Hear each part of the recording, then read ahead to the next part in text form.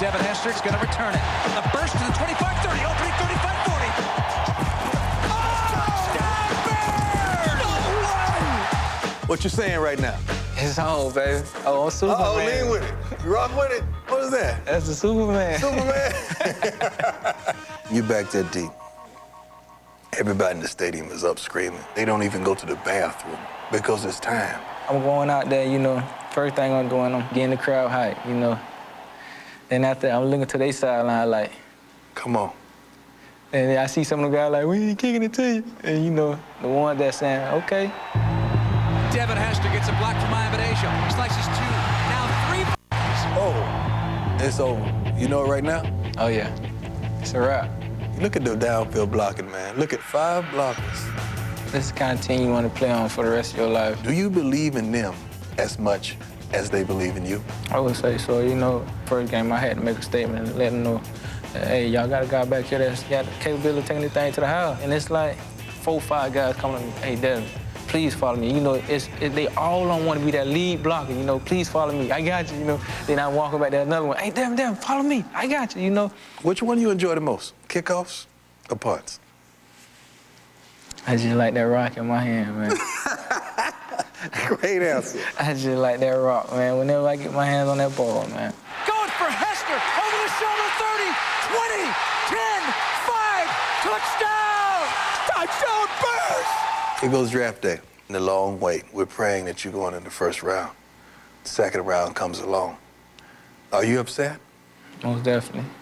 What did you say to yourself when you got that call? I was like, I don't care where I go. I just want to get picked up, you know. Ain't nobody, please call me, you know. And when Chicago called me, I say, man, there must be a reason for me going there. You know, God must have a plan for me. Hello, notice to the NFL.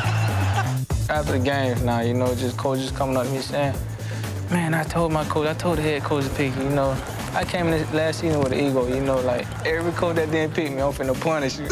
Let you know that I shouldn't have been a So you had a chip on your shoulder. You were upset. I was very upset. I wanted to step on the field and just thrash them and just let them know that, hey, I told y'all it's gonna be 1 or 2 plays that determine the outcome of the game, and I'm gonna make one of them plays. Here goes Hester, midfield, there he goes! Devin Hester keeps making history.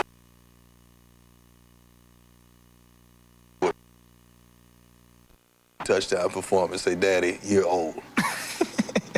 Devin Hester is it. He's my man.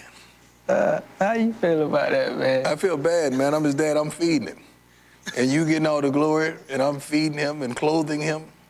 Hey, you know it's a new time in town now, so It's hey, a new time. It's a new time. On time, anytime. Anytime, baby. About that time. It's a new time. It's a new time. Devin Hester, you are ridiculous. There it is. That's what. That's my baby. God, you perfecting the dance too. Oh yeah. Superman. That's my thing, man. I be seeing LT on the commercial. Doing his little flip drill. I'm next. Let's take care of this real issue that I have with the hair. You know I called Mama, right? Yeah, she told me. You know I talked to Coach, right? Like everybody told you, man. I mean, dudes in the game coming up, man, Price ain't cut your hair, man. But I want you to have everything you have coming to you because God, kids are emulating you, and they emulating your whole look. I mean, people look at me from just on TV and they already get a mindset of what they think I am. I want everybody out there in the world to see that. Don't judge a book by its cover, you know? I mean, from anybody you talk to that knows me, it's always something positive, you know, just from my mom coming up here. You raised a great son, you know? All my coaches say that to her, and it means a lot to me. Well, get ready to be frustrated Thursday night because they're not going to kick to you. I know, man. Well, Daddy, you're not the only one getting old. The rate that he's running them back, you can give Dante Hall a Canaan and AARP card tomorrow. Look at these silly, stupid, ridiculous numbers. Really the only way you can describe what Devin Hester is doing in his young career. And it's interesting that Devin Hester could call you Dad as well, could he not? Yeah. I mean, we explained to some people who may not know Devin Hester's personal history and how long you've known him. Well, I reached out to him several years ago when he played for the University of Miami, when he came on television after he'd run back a kick and said that he idolized me and he looked up to me. So I reached out through Ed Reed and Ray Lewis and among some guys, and I reached out and called him, and the rest was history. He's such a humble guy, but when he steps on that field, he turns into this different personality. Come from a wonderful mother, a wonderful stepfather, lost his biological father at the age of 10, but he's really a good kid that gets it, Marshall. He really gets it. And I can tell he gets it. Just talking, listening to you talk to him, listening to the interview, you can tell that he understands where he wants to go. There's a plan in place and what he's doing, and the stats don't lie. The kid is phenomenal with the football in his hands. I just said on offense, what they need to do is put him about 30 yards deep and just have the center snap it to him as far back as he can and just let him go. That'll boost offensive stats for him. Most definitely. I mean, I don't know him like you do, but I just love the fact that he's so humble. You gotta think that everybody on this team wants to be on those return teams blocking for this guy. They do. Because they want to put him in the end zone. And when you look at all the numbers of all the great returners, he has done in 2 years what it took 10 and 12 years for those other return men to accomplish. And you said on our last show, Dion, that you feel he's the best ever in returning kicks. And I've always felt, not because you're sitting here, that you were the best return man. Why is he better than Deion Sanders? This is what he does. He has no other distractions. The vision, the strength, the speed. Oftentimes when he breaks a punt or a kickoff return, he's breaking 2 or 3 tackles. You don't know how strong this kid is. And his peripheral vision is unbelievable. One thing Devin has done that many people don't understand, he has convinced 10 guys that if you just give me a chance, baby, we gonna dance at the end of the day, but give me a chance. And it's neat to hear that you say he's a young man who gets it, but he's not getting it tonight. No. You know what? I think he will, because ego always comes into effect. Yep. This is the #1 punt team in the NFL statistically. Right. #1. #3 on kickoff, right? That's right. So what does ego say? Kick it, coach. But I mean, Kick it, the coach. Redskins defense and special teams can do that against the rest of the league. But you just sat here for the last 5 minutes basically saying that he's unlike any other you've ever seen. And Marshall, you're shaking your head. He's the greatest of all time. He is not touching this ball. He's gonna touch it. No. I think they're going to kick. I think they're going to kick it to Alexandria, Virginia, actually tonight with Devin Hester standing here, who is returning kicks for touchdowns on NFL Network Friday night at 10 Eastern time. And the man who's probably going to tell his team we're not kicking to him is on the field, and that would be Joe Gibbs.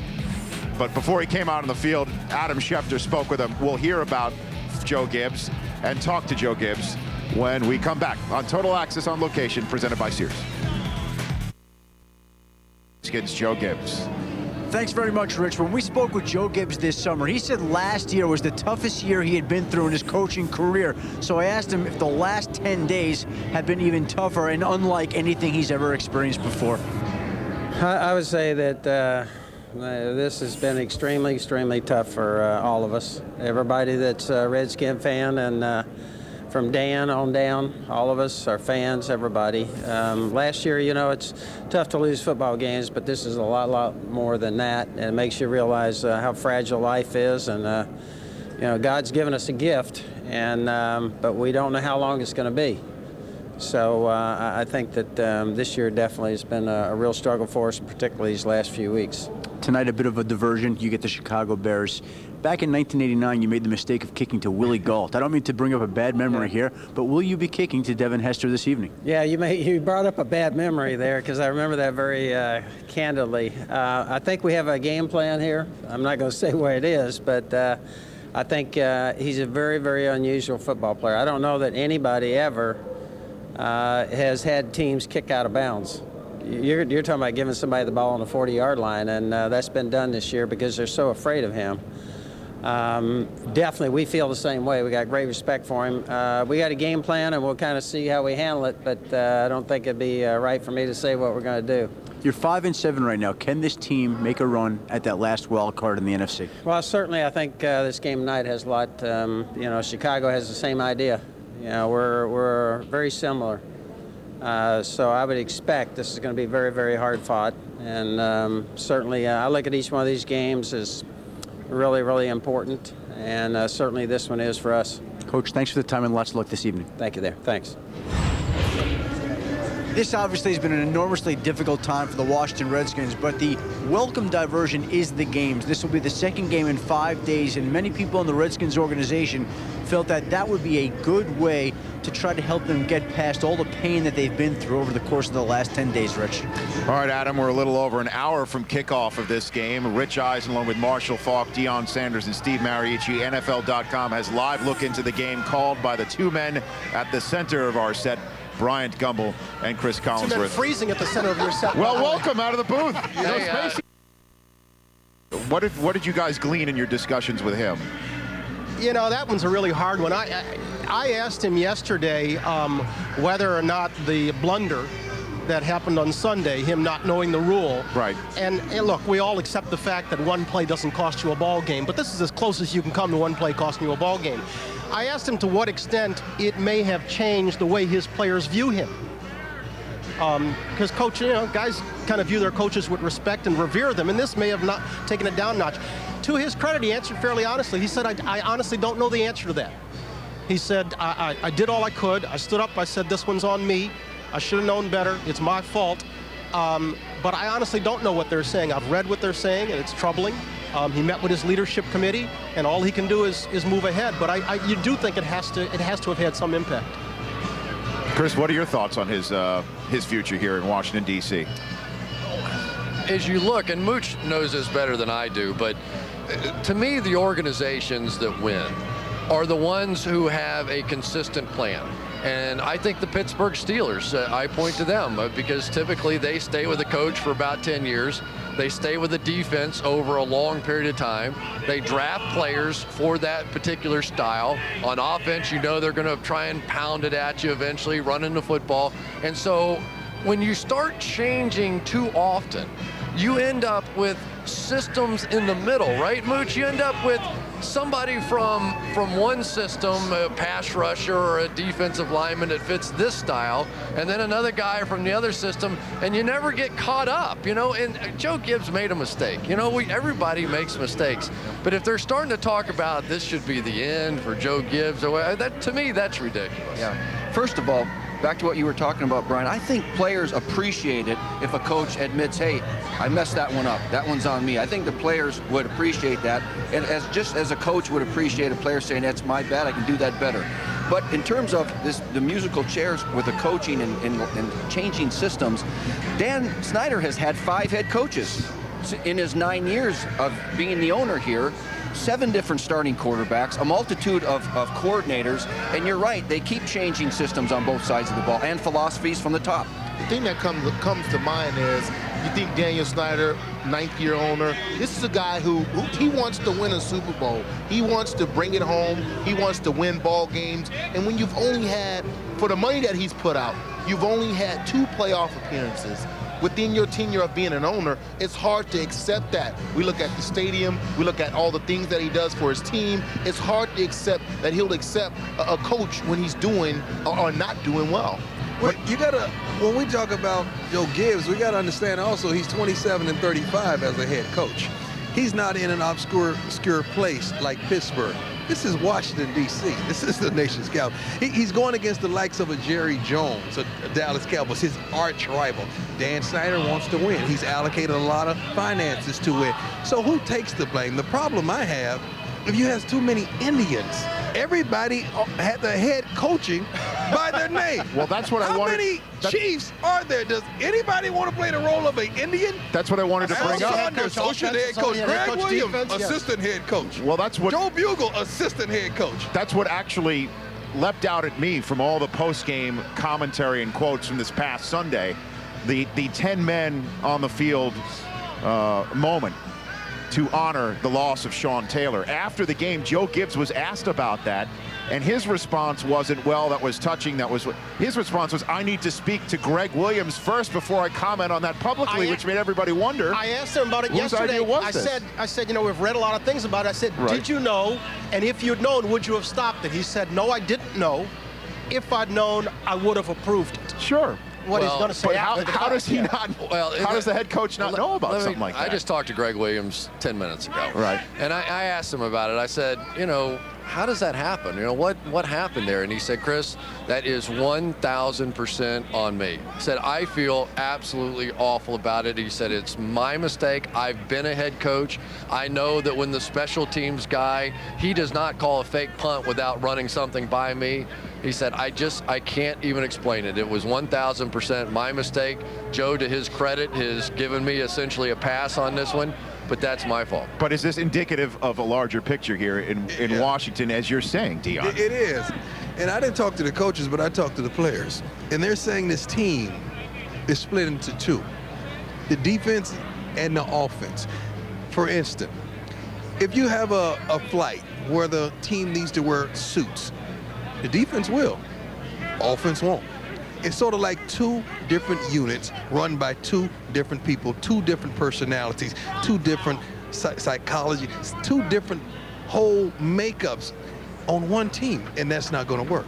And that may translate into 5-7. It may not. Who knows? But it's something that we'll see play out for the rest of this year and for as long as, I guess, things go on as status quo in Washington. What about the Bears, Brian? What do you make of the 5-7 Bears? You're talking to a lifelong Bears fan. I mean, really. So then it's a perfect person to pose this question to. I used to sit at Wrigley Field and freeze and watch them play 3-3 ties with the Lions. I mean, you know, Chris and I were talking earlier. I mean, one thing you always knew with the Bears was that they may have been lousy, but they were physical. They ran the ball and they stopped the run. That's two things this team doesn't do, and that's baffling to me because the personnel, with the exception of Thomas Jones, is pretty much the same.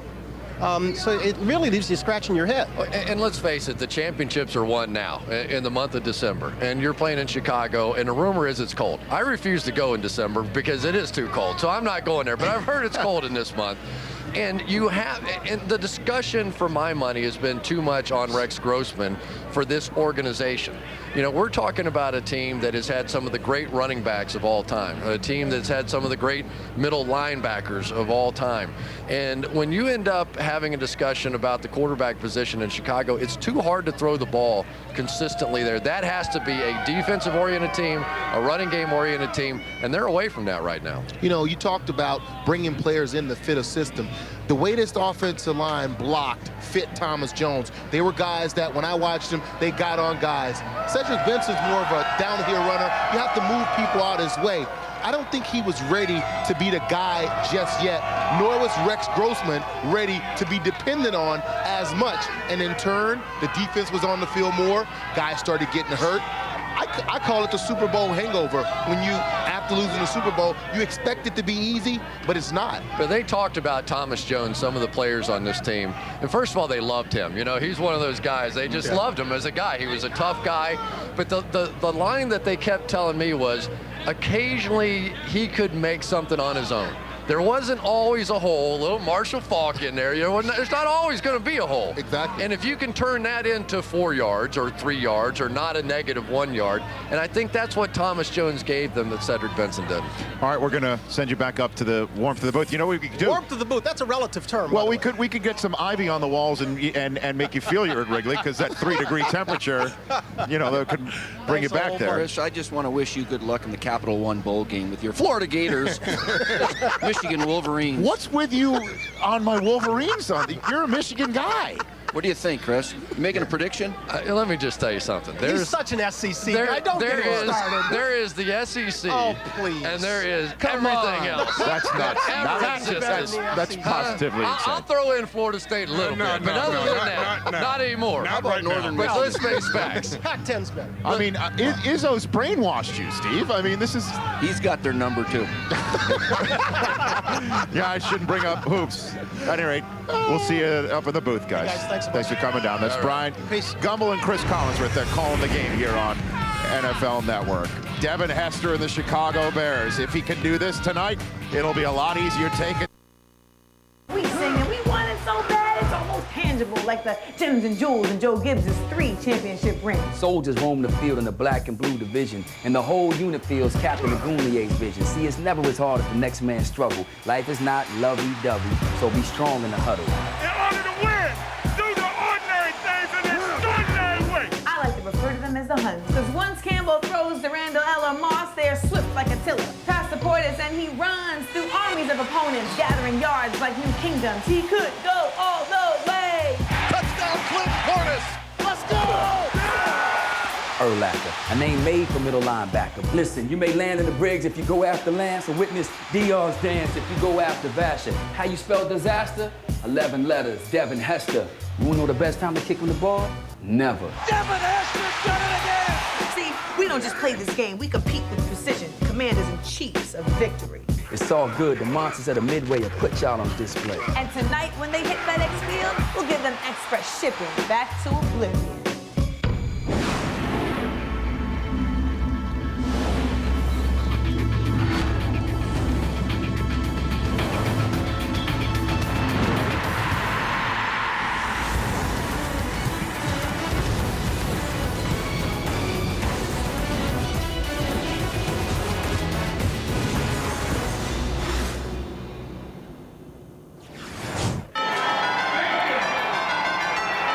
Welcome to FedEx Field on the frigid outskirts of our nation's capital as the Chicago Bears and Washington Redskins get set to kick off Week 14 in the National Football League. It is 31 degrees, but it feels like must-win territory. The winner tonight still has hope, and the loser has 8 losses in the 2007 regular season here for the National Football League. I am Rich Eisen, along with Marshall Faulk, Deion Sanders, and Steve Mariucci. Brian Gumbel and Chris Collinsworth are getting set for the call between the 5-7 Redskins hosting the 5-7 Chicago Bears, and the picture tells the story right here.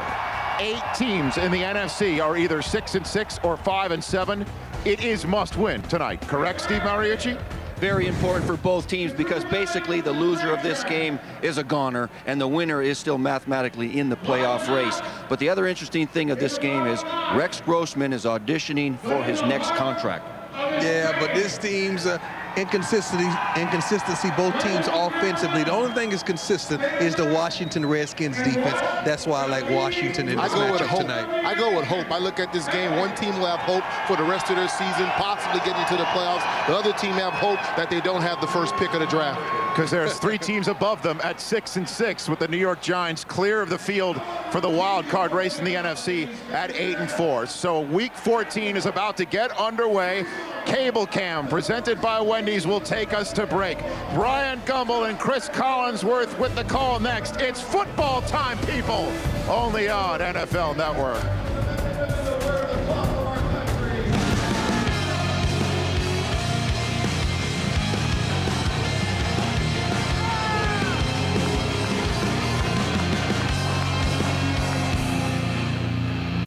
A 3-hour service that no doubt left some of them emotionally exhausted and psychologically spent. And now home with painful memories, many of them still in evidence, they have had to try to turn their attention to football. And with just 2 days to practice, they come in tonight having had little time to prepare, but hoping to rebound from a series of staggering losses. On the field, they are 2 games under 500, and they have lost 4 straight. They take the field at FedEx in a must-win situation. They must win tonight in order to maintain any realistic hopes of postseason play.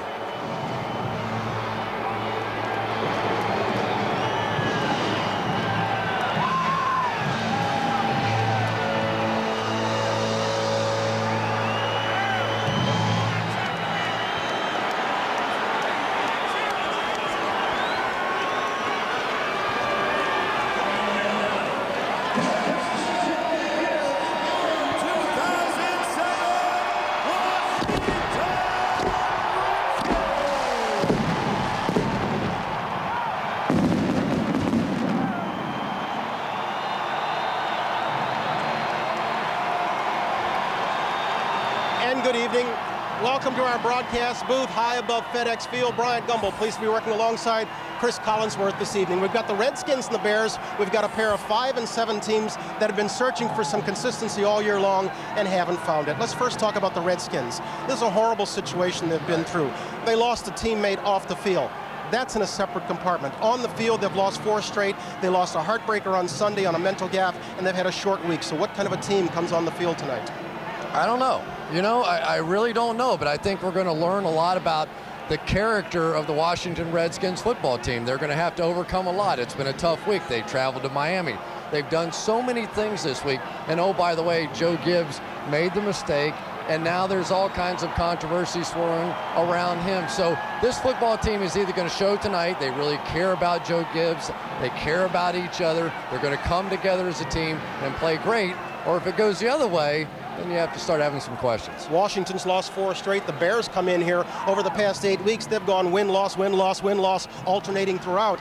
A year ago at this time, they were 10-2, had clinched their division. They're in a far different situation. One thing you always knew about Bears football, they could run the ball and they could stop the run. But this year, they're averaging 3.2 yards a carry. That's last in the league, and they can't stop anybody. Yeah, and everybody wants to talk about Rex Grossman, but that's not really the concern right now for the Chicago Bears. If you've watched the Bears over the years, as has my partner, who is a big Bears fan, you realize that they have to win running the football and playing defense, because around this time of the year in Chicago, rumor has it, it gets a little cold up there. So you're going to have to play some tough physical football, and we haven't seen that this year out of the Bears. We talk about this one as a playoff game because it's kind of an elimination game, right? In 5 and 7, question. there are only 5 teams in the NFC with fewer than 6 losses. Loser goes home here tonight. Let me get a quick answer from you. Does 9 and 7 make the playoffs in the NFC? Oh, yeah, maybe 8 and 8. On that optimistic note, let's send it upstairs to public address announcer for our national anthem. And to honor America, please remain standing and remove your hats for the singing of our national anthem. Performed tonight by singer-songwriter, Kid Arnold Records recording artist, and our very own club-level singing sensation, Doug Segree. Oh, say, can you see by the dawn's early light what so proudly we hailed at the twilight's last gleaming, whose broad stripes and bright stars through the perilous fight, oh, the ramparts we watched were so gallantly streaming, and the rocket's red glare, the bombs bursting in air, gave proof through the night that our flag was still there. Oh, say, does that star-spangled banner yet wave o'er the land of the free and the home of the brave?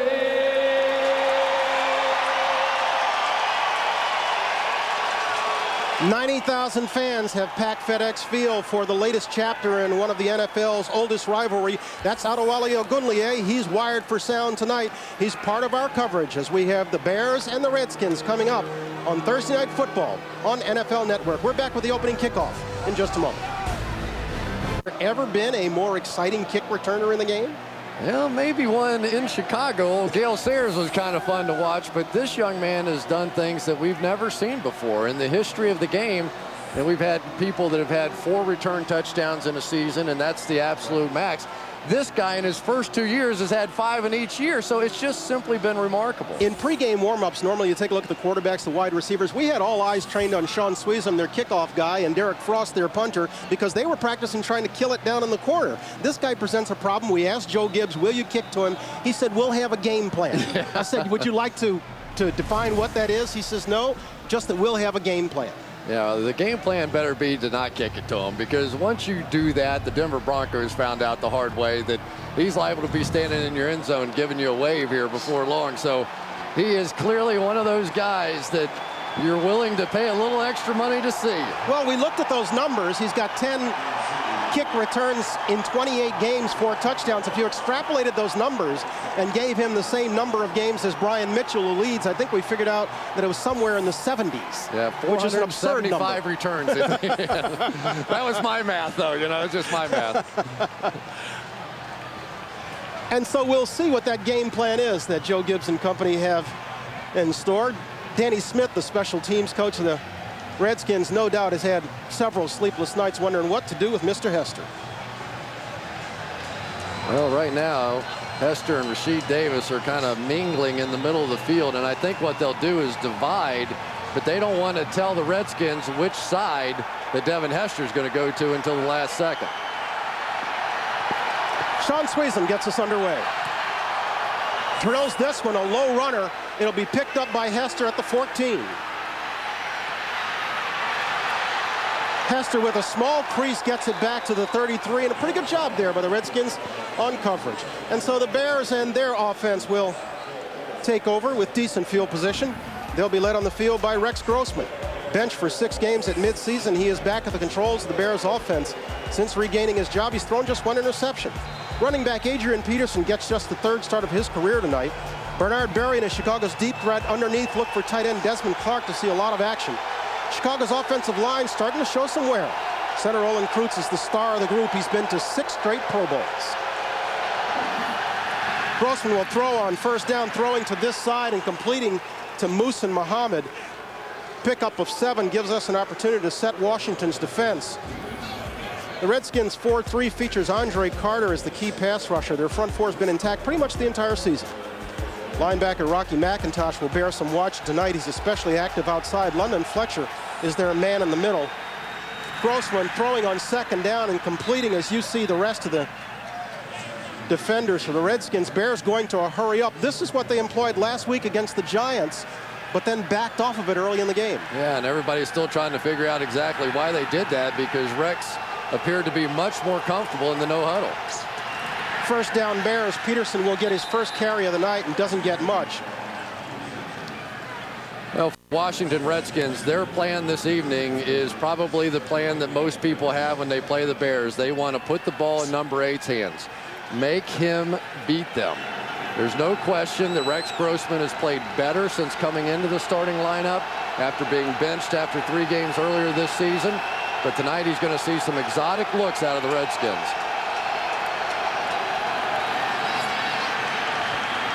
Grossman throwing this side. That one falls somewhere between Olsen and Muhammad. Hard to tell exactly who he was looking for. And it'll leave Grossman and the Bears with a 3rd and 10 from the 48. Yeah, and good news for Redskins fans. Sean Springs is out there. They took him out before pregame warm-up and said, all right, we've got to find out now. Run around a little bit. He had a back problem, and they just wanted to see if he was going to stay loose. He's got a big assignment tonight with Bernard Berrian on the outside. If they're going to play that single coverage that we've seen so far in the game, he's going to have to make some plays. Sean said Berrian's one of those guys you got to warm up your hammies a lot before the game, otherwise you will pull it. He can go. We'll have our first time out of the night. Grossman came to the line, didn't like what he saw. And so with barely a minute and a half gone in this ball game, we'll take a timeout. No score at FedEx Field. What Greg Williams on the other side of the ball is dialed up. This is where he likes to blitz, 3rd and long. Here it comes.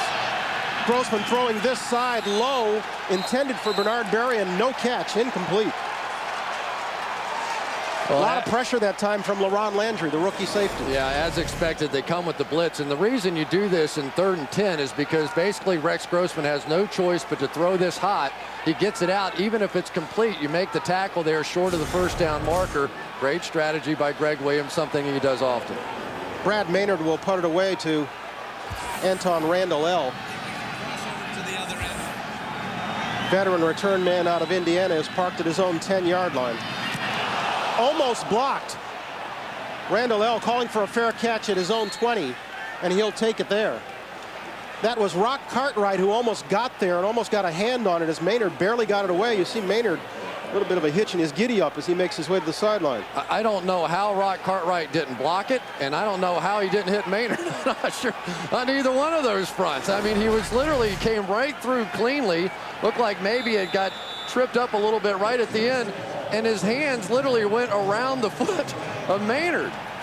He was right there, and then Maynard somehow managed to get out of the way. Now, had he hit that plant leg and knocked him down, that would have been a 15-yard penalty and a first down. Redskins take over 1st and 10, their own 20.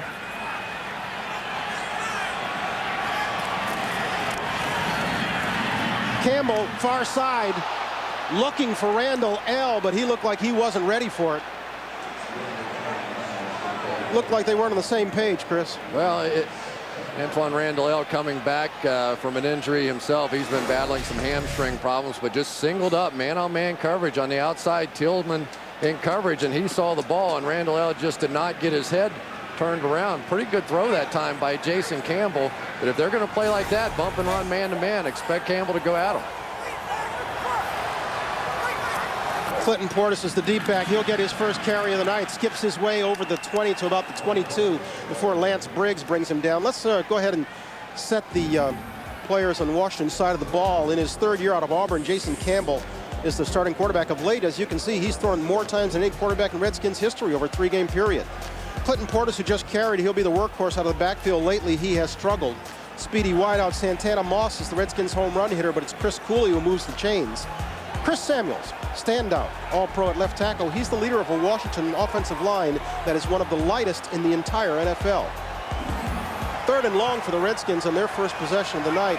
Nadell Betts has checked in the ball game, but Campbell will throw with time over the middle, in and out of the hands of Chris Cooley. Sorry, that was Betts. And so the Redskins will be forced to punt. Yet another 3 and out for this Bear defense that leads the NFL in that department. Which doesn't make any sense at all when they lead 3 and out, and yet they can't do anything else defensively. They must be giving up some long drives. Speaking of long drives, how about a short drive? Devin Hester out there. Derek Frost angles this one away from Hester, and this one will go out of bounds. The Bears are going to wind up with good field position. Let's see where they say this one went out. He keeps walking it up to just shy of the 40-yard line. The Bears will take over at their own 39 when we come back.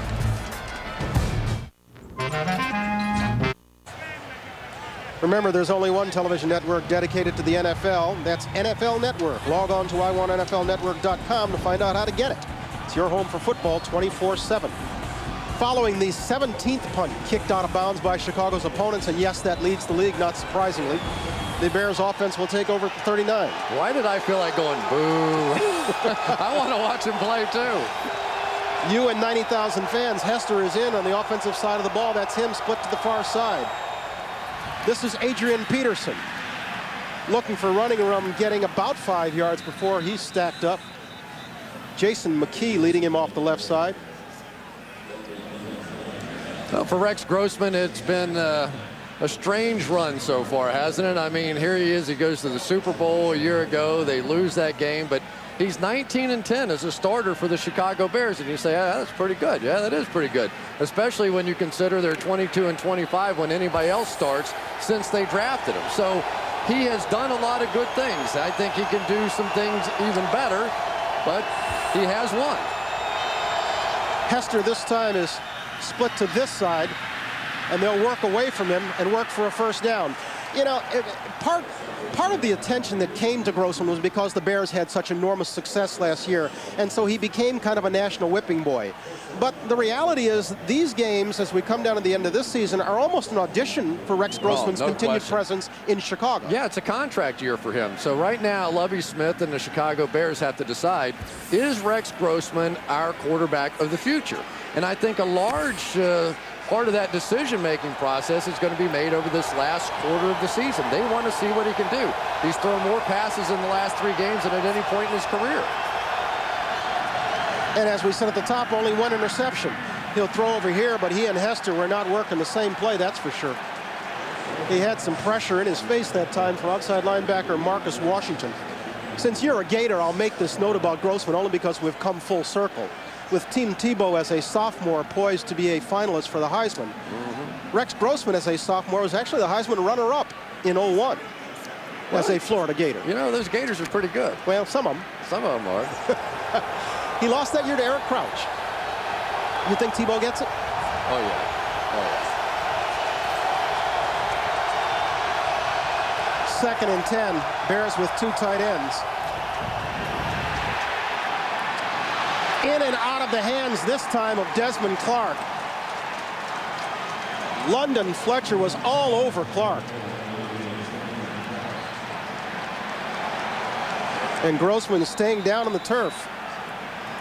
Cornelius Griffin was the man who put him there.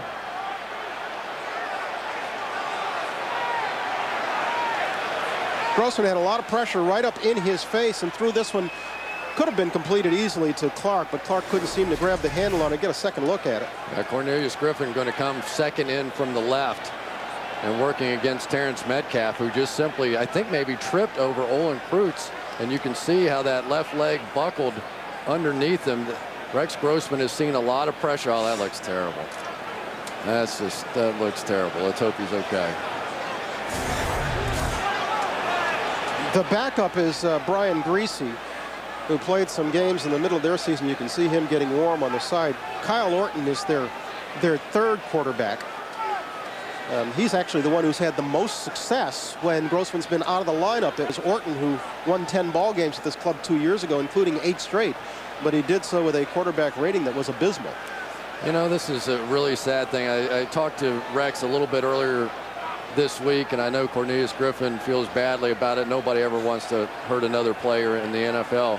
But Rex was saying, you know, early in the season when I got a chance to start in those games, I just wanted everything to be perfect, and I felt so much pressure, and I wanted it to be just so exact all the time, and playing this position is just not like that. It just doesn't happen that way. He said, then I went to the bench, and Brian Greasy came in, and he got a chance to play, and I got a totally different perspective on the game, so that when he came back in this time and started playing, he felt like he was having fun again. He was getting butterflies before the game and anticipation of getting a chance to play, and he just feels so much happier when he's out there on the field playing the game. So let's hope he's okay, gets a chance to come back in. He seems to be walking fairly well to the sideline. This is a guy, don't forget, who suffered a broken ankle just 2 seasons ago that shortened his season. He's had some problems staying healthy. Yeah, the first 3 seasons, as a matter of fact, he never played more than 3 games, so he's been in and out of the lineup. But I got news for you. Anybody was going to get hurt on that hit right there. And so Brian Greasy comes in at the Redskin 48, but facing a 3rd and 10. Greasy, a 10-year veteran out of Michigan. Will throw, screens this one inside. It's dropped. Was trying to screen Adrian Peterson, but Peterson was in traffic and never really got both hands on it. You know, and it's a timing sort of play, and it's just so difficult for the backup quarterback who never gets any snaps in practice. He probably goes the whole week, and certainly this week would have gotten absolutely none because of the shortened week. And you have to just kind of go in and get by on Guile. Luckily, he's played so much this season, it should be a little easier for Greasy than some. Brad Maynard with his 2nd punt of the night. Don't forget his first one was almost blocked by Rock Cartwright. He has better time this time and tries to angle this one away from Anton Randall. Gets a favorable bounce. It'll bounce inside the 10 and come to rest just inside the 8-yard line. And so with 10:31 to play in our first period, we've still no score between the Bears and the Redskins here at FedEx Field.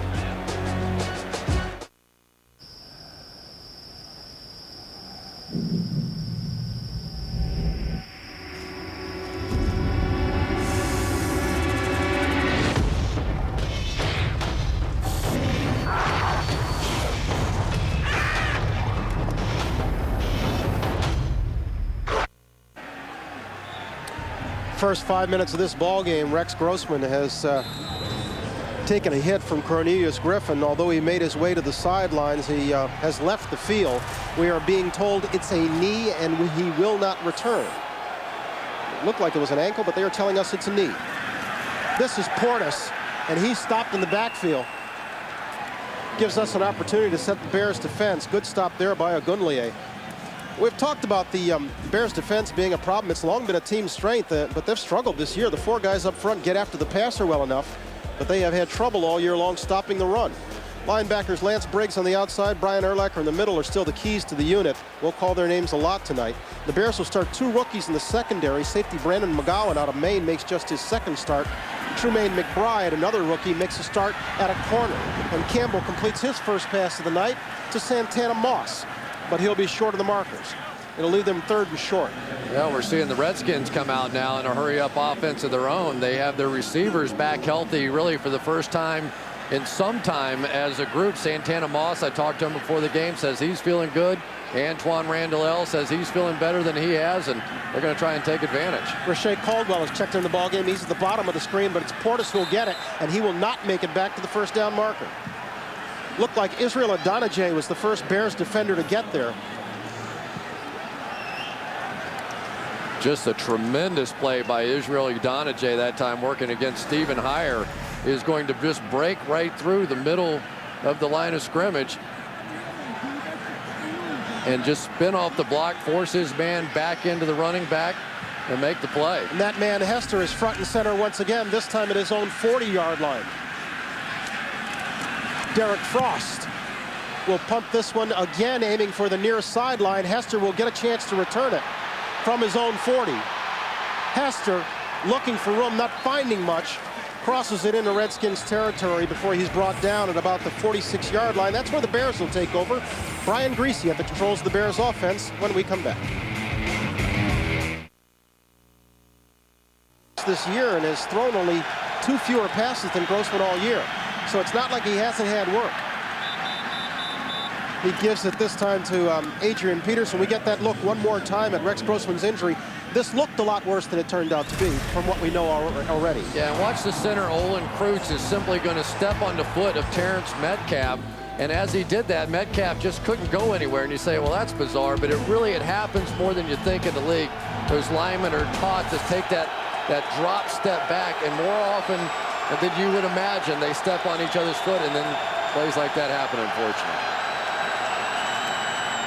Griese to throw on 2nd and 7, swings it wide to Clark, and he's chased out of bounds and would appear to be just about a yard short of the first down. Reed Doughty pushed him out there. It's Doughty who is playing in the safety position that was occupied by Sean Taylor. Yeah, and it's so hard. You see the 21 there on the jersey, and it's so hard not to think of Sean Taylor here, and it's not fair to Reed Doughty to in any way compare them.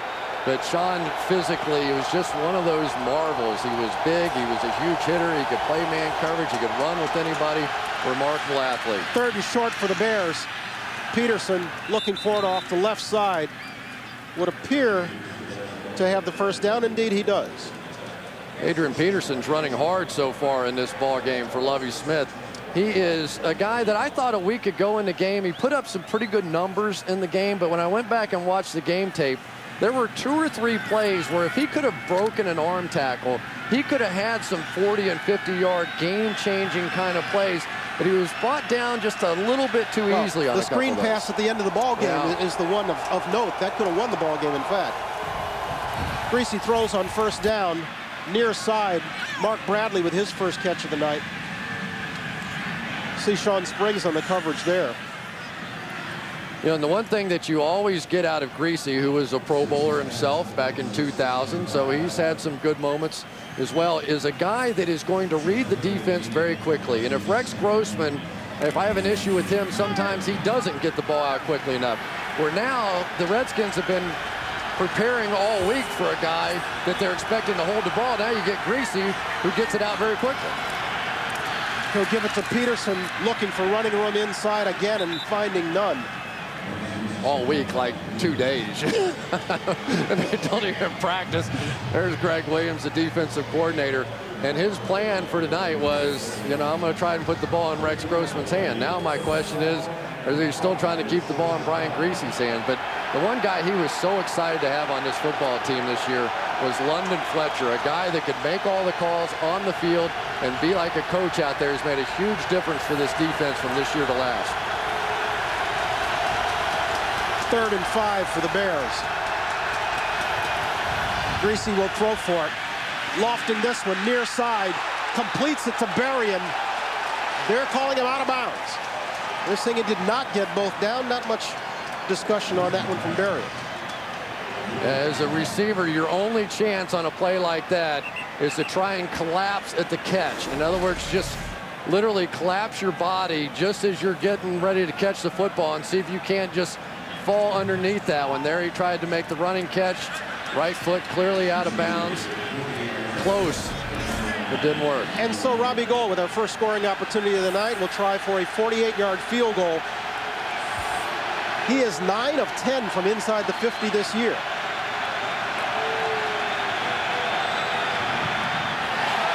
This one's low. It's going to come up short.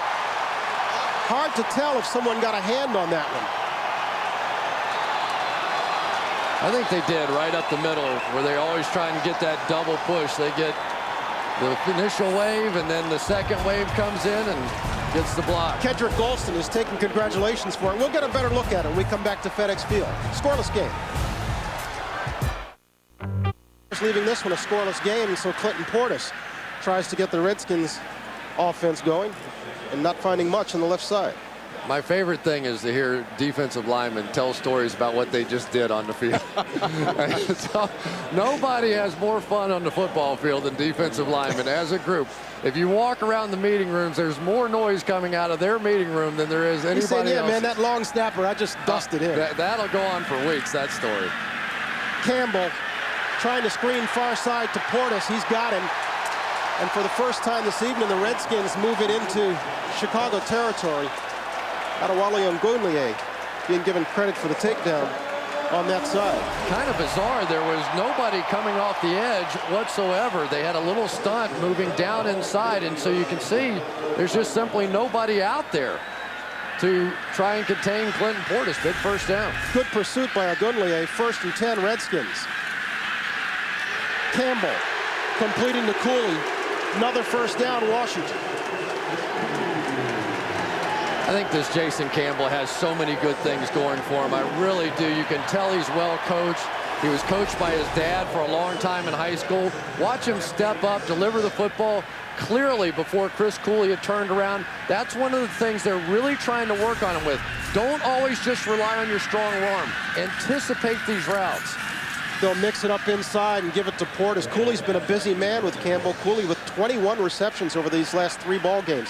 He has been Jason Campbell's favorite target. Well, and you know why? Because he practices. So many of the other receivers on this team have been dinged up and injured, so they haven't been able to practice with him. And Jason's still a young quarterback. He's developing, but that's the one guy that week in and week out has practiced with him, so he's most comfortable. 2nd and 7, Portis the lone deep back as Campbell operates from the gun and throws this side in and out of the arms of Cooley. Brandon McGowan on the coverage there. Al Saunders, the offensive coordinator, he knows his quarterback. All right, now I let you get away with calling Greg Williams the defensive coordinator, Al Saunders the offensive coordinator. That's not their official titles. What are they? We got a lot of official titles here. Well, he's technically the associate head coach in charge of offense. And technically, the offensive coordinator is Don Bro. Okay, so Al Saunders, the offensive coordinator, has been working. It's the same thing. Greg Williams, the associate head coach in charge of the defense, but Greg Blosh is defensive coordinator. Does that mean you get paid more? I don't know. They pay a lot of coaches here. Campbell completes this one short of the markers once again to Cooley, and once again it's Brendan McGowan on the coverage. Well, that time the Bears came with a little pressure off of that side. I don't know if that was a hot read or a full route, but Cooley came up a little short of the marker, and perhaps it was a hot read. And you get trained when you see the blitz and you get the hot read, take it to 5 yards and turn around. But that time in sort of a 3rd and 6 or 7 situation, got to go get the first down. Bears had their 48-yard field goal blocked. Sean Sweezum will try it from the same distance.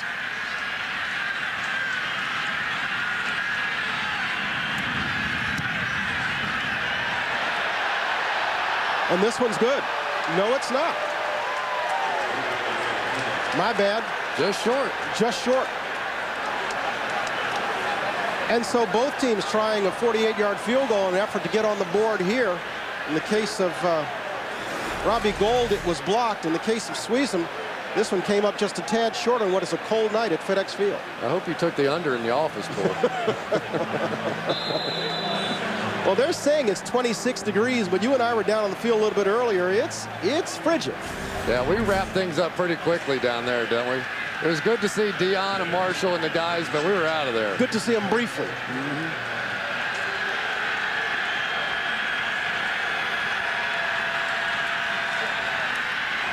This one's batted down in the backfield. Hard to tell if it was Rocky McIntosh or Andre Carter who got the arm up. Don't forget, next week the run of the playoffs continues. Next Thursday, we're going to be down in Houston with the Broncos and the Texans in an AFC showdown. That's next Thursday at 8 o'clock Eastern on NFL Network. Bears go to the hurry up again. And this will be Peterson again trying the right side. The Bears continuing to have difficulty running the football. It's just hard to recognize this football team, isn't it? Of course, they've been through a lot of guys. Thomas Jones in the offseason. They make the deal with the Jets. He goes over there. Cedric Benson, who was supposed to be the heir apparent, came in and was really ineffective. I mean, maybe, you can be honest, he was lousy. He was just not very good. It was hard to pick a category to say, okay, he at least does that well. 3rd and 8. Greasy under pressure. Gets it from all sides, brought down at the 32. I think Andre Carter was the first one there. Once again, when you get these 3rd and long situations with Greg Williams, you can just bet they're going to come, and they're going to keep coming until you can do something to make a play against them. Again, if you can't run the football, you've got to come back in these 3rd and longs. Here comes everybody. You have no choice but to try and get it out of there. Good man coverage down the field. Until they hit a big play, Greg Williams will not stop coming. Brad Maynard on for the 3rd time tonight. Randall L. will try to field this one and does at the 27.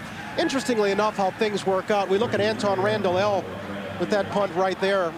You got to remember in 2005, after he winds up winning the Super Bowl with the Steelers, he's a Chicagoan. There was great talk about the Bears signing him, and they thought they were going to. He winds up going to the Redskins. Had the Bears signed him, it's very doubtful they would have drafted Devin Hester. So happily ever after. Happily ever after. But Antoine Randall has been a good player here, and he's an exciting player, but I think Devin Hester may be the featured attraction. But you got to believe if they had signed Randall L., they wouldn't have drafted Hester. I think you're right, because he would have handled the kick return duties. Liddell Betts has checked in the ball game. He's lined up behind Campbell. And it's Betts coming this side, taking a swing pass, but being stopped behind the line by Adam Archuleta. Ex-Redskin getting a rare touch on the field. Yeah, Adam Archuleta, of course, had to go to Sean Taylor's funeral as well, former teammate, friend, all those sorts of things. But it has been a tough year for Adam Archuleta. Basically, he signed a big free agent deal with the Redskins, came over here, was benched, signed a big free agent deal to go to the Chicago Bears, was the starter until last week, was benched. He just has not made the same sort of plays on defense that he did for Lovie Smith in St. Louis. Loss of 2 on the play. Campbell with nowhere to go. Wrapped up, and I think Mark Anderson was the first one to get there. Yeah, Mark says, I was first. I was first. Don't know exactly what they had in mind there. That almost looked like a busted play. They had some sort of a, either a quarterback run, or maybe the back couldn't get out on a screen pass to the left. You can see Liddell Betts in there trying to get it, but when he got tangled up, there's really nowhere to go for Jason Campbell. And so it's 3rd and long, and this is something the Bears defense has been good at all year. Best in the NFL in 3rd and long situations. Hold on, we've got a couple of yo-yos on the field. So we'll try not to show that to you. The Bears defense, we've talked about their problems, but they're good on 3 and outs. They lead the league in 3 and outs, and they're good on 3rd and longs. Yeah, they must be really lousy in between. Yeah, it's a little strange. I think Lovie Smith said, did you see that hit by that guy? We might want to think about adding him on 2nd down here every once in a while. That's too bad. I don't know how people can get through all the security they have on the field. We've even seen it in Super Bowls, and for the players, it can be a little frightening at times. Well, what's interesting also is to our right, Redskins owner Daniel Snyder is standing up. He is seated right next to Commissioner Roger Goodell. I'm sure he could have lived without this evening also. Well, he is going to have a long stay somewhere a lot more uncomfortable than he would have had otherwise. And there's a look at Dan Snyder and his Commissioner Goodell to his right.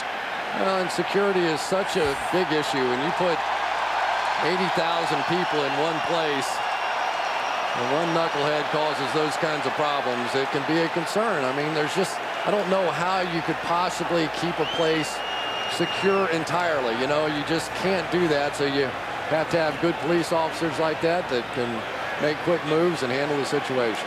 All right, order has been restored. Let's set it once again. The Redskins facing a 3rd and 16 from their own 20-yard line, with just 11 seconds to play in this first period. This will be our final play of the period. Campbell throwing, completing. First down, Antoine Randall. And on that note, we will end the quarter. Big first down for the Redskins.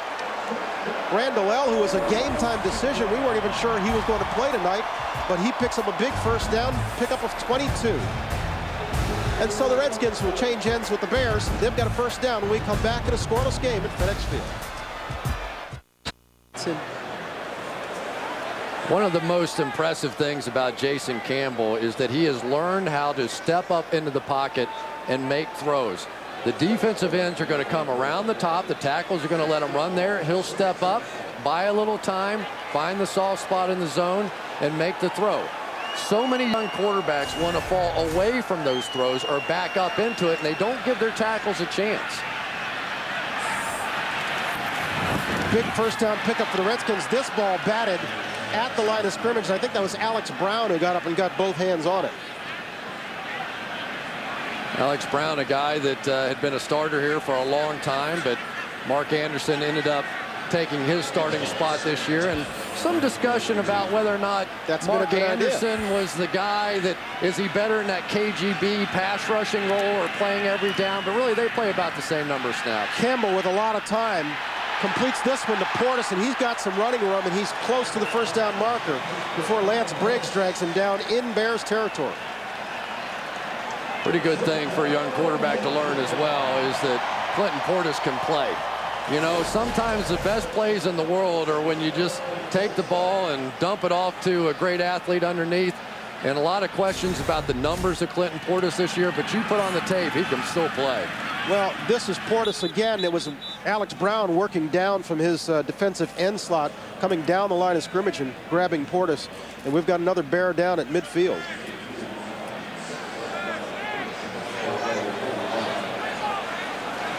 Let's see if we can ID the Bear who's down in the field. Looks like Antonio Garay. Well, they are having a tough time at defensive tackle this year. Anthony Adams not playing in this game with an elbow injury. They like to use a three-man rotation in there at that defensive tackle. Tommy Harris has been playing on a bad left knee almost the entire season and just has gutted it out. Darwin Walker has not been anywhere close to what the Bears had hoped he would be from a pass rushing standpoint or a nose tackle position or playing the three technique. So this one hurts. It does indeed. We'll come back and check Garay's status right after a commercial break. Antonio Garay is hot, and I think he has every right to be. Chris Samuels right there is going to come down on him. Now, I hate to tell you this, Bryant, but this is a totally legal play.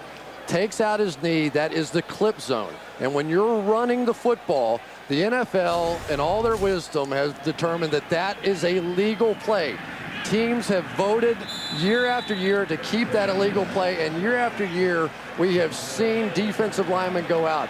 That's something that eventually has to be addressed in this game. It just has no place. Safety of the players has to come first.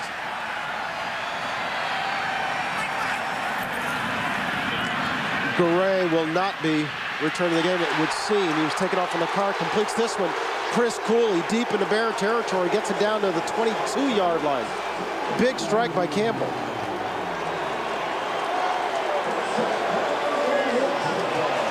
Tremendous block that time by Clinton Portis right here, who's going to come over here and make the block all the way across. That's what you get when you get a veteran back there in the backfield. They can read the defensive fronts as well as anybody. He understood his problem was on the left side, goes all the way across, and a big first down. Redskins in a hurry up first down. This one to Moss. On the near side, that's Tillman coming up in a hurry.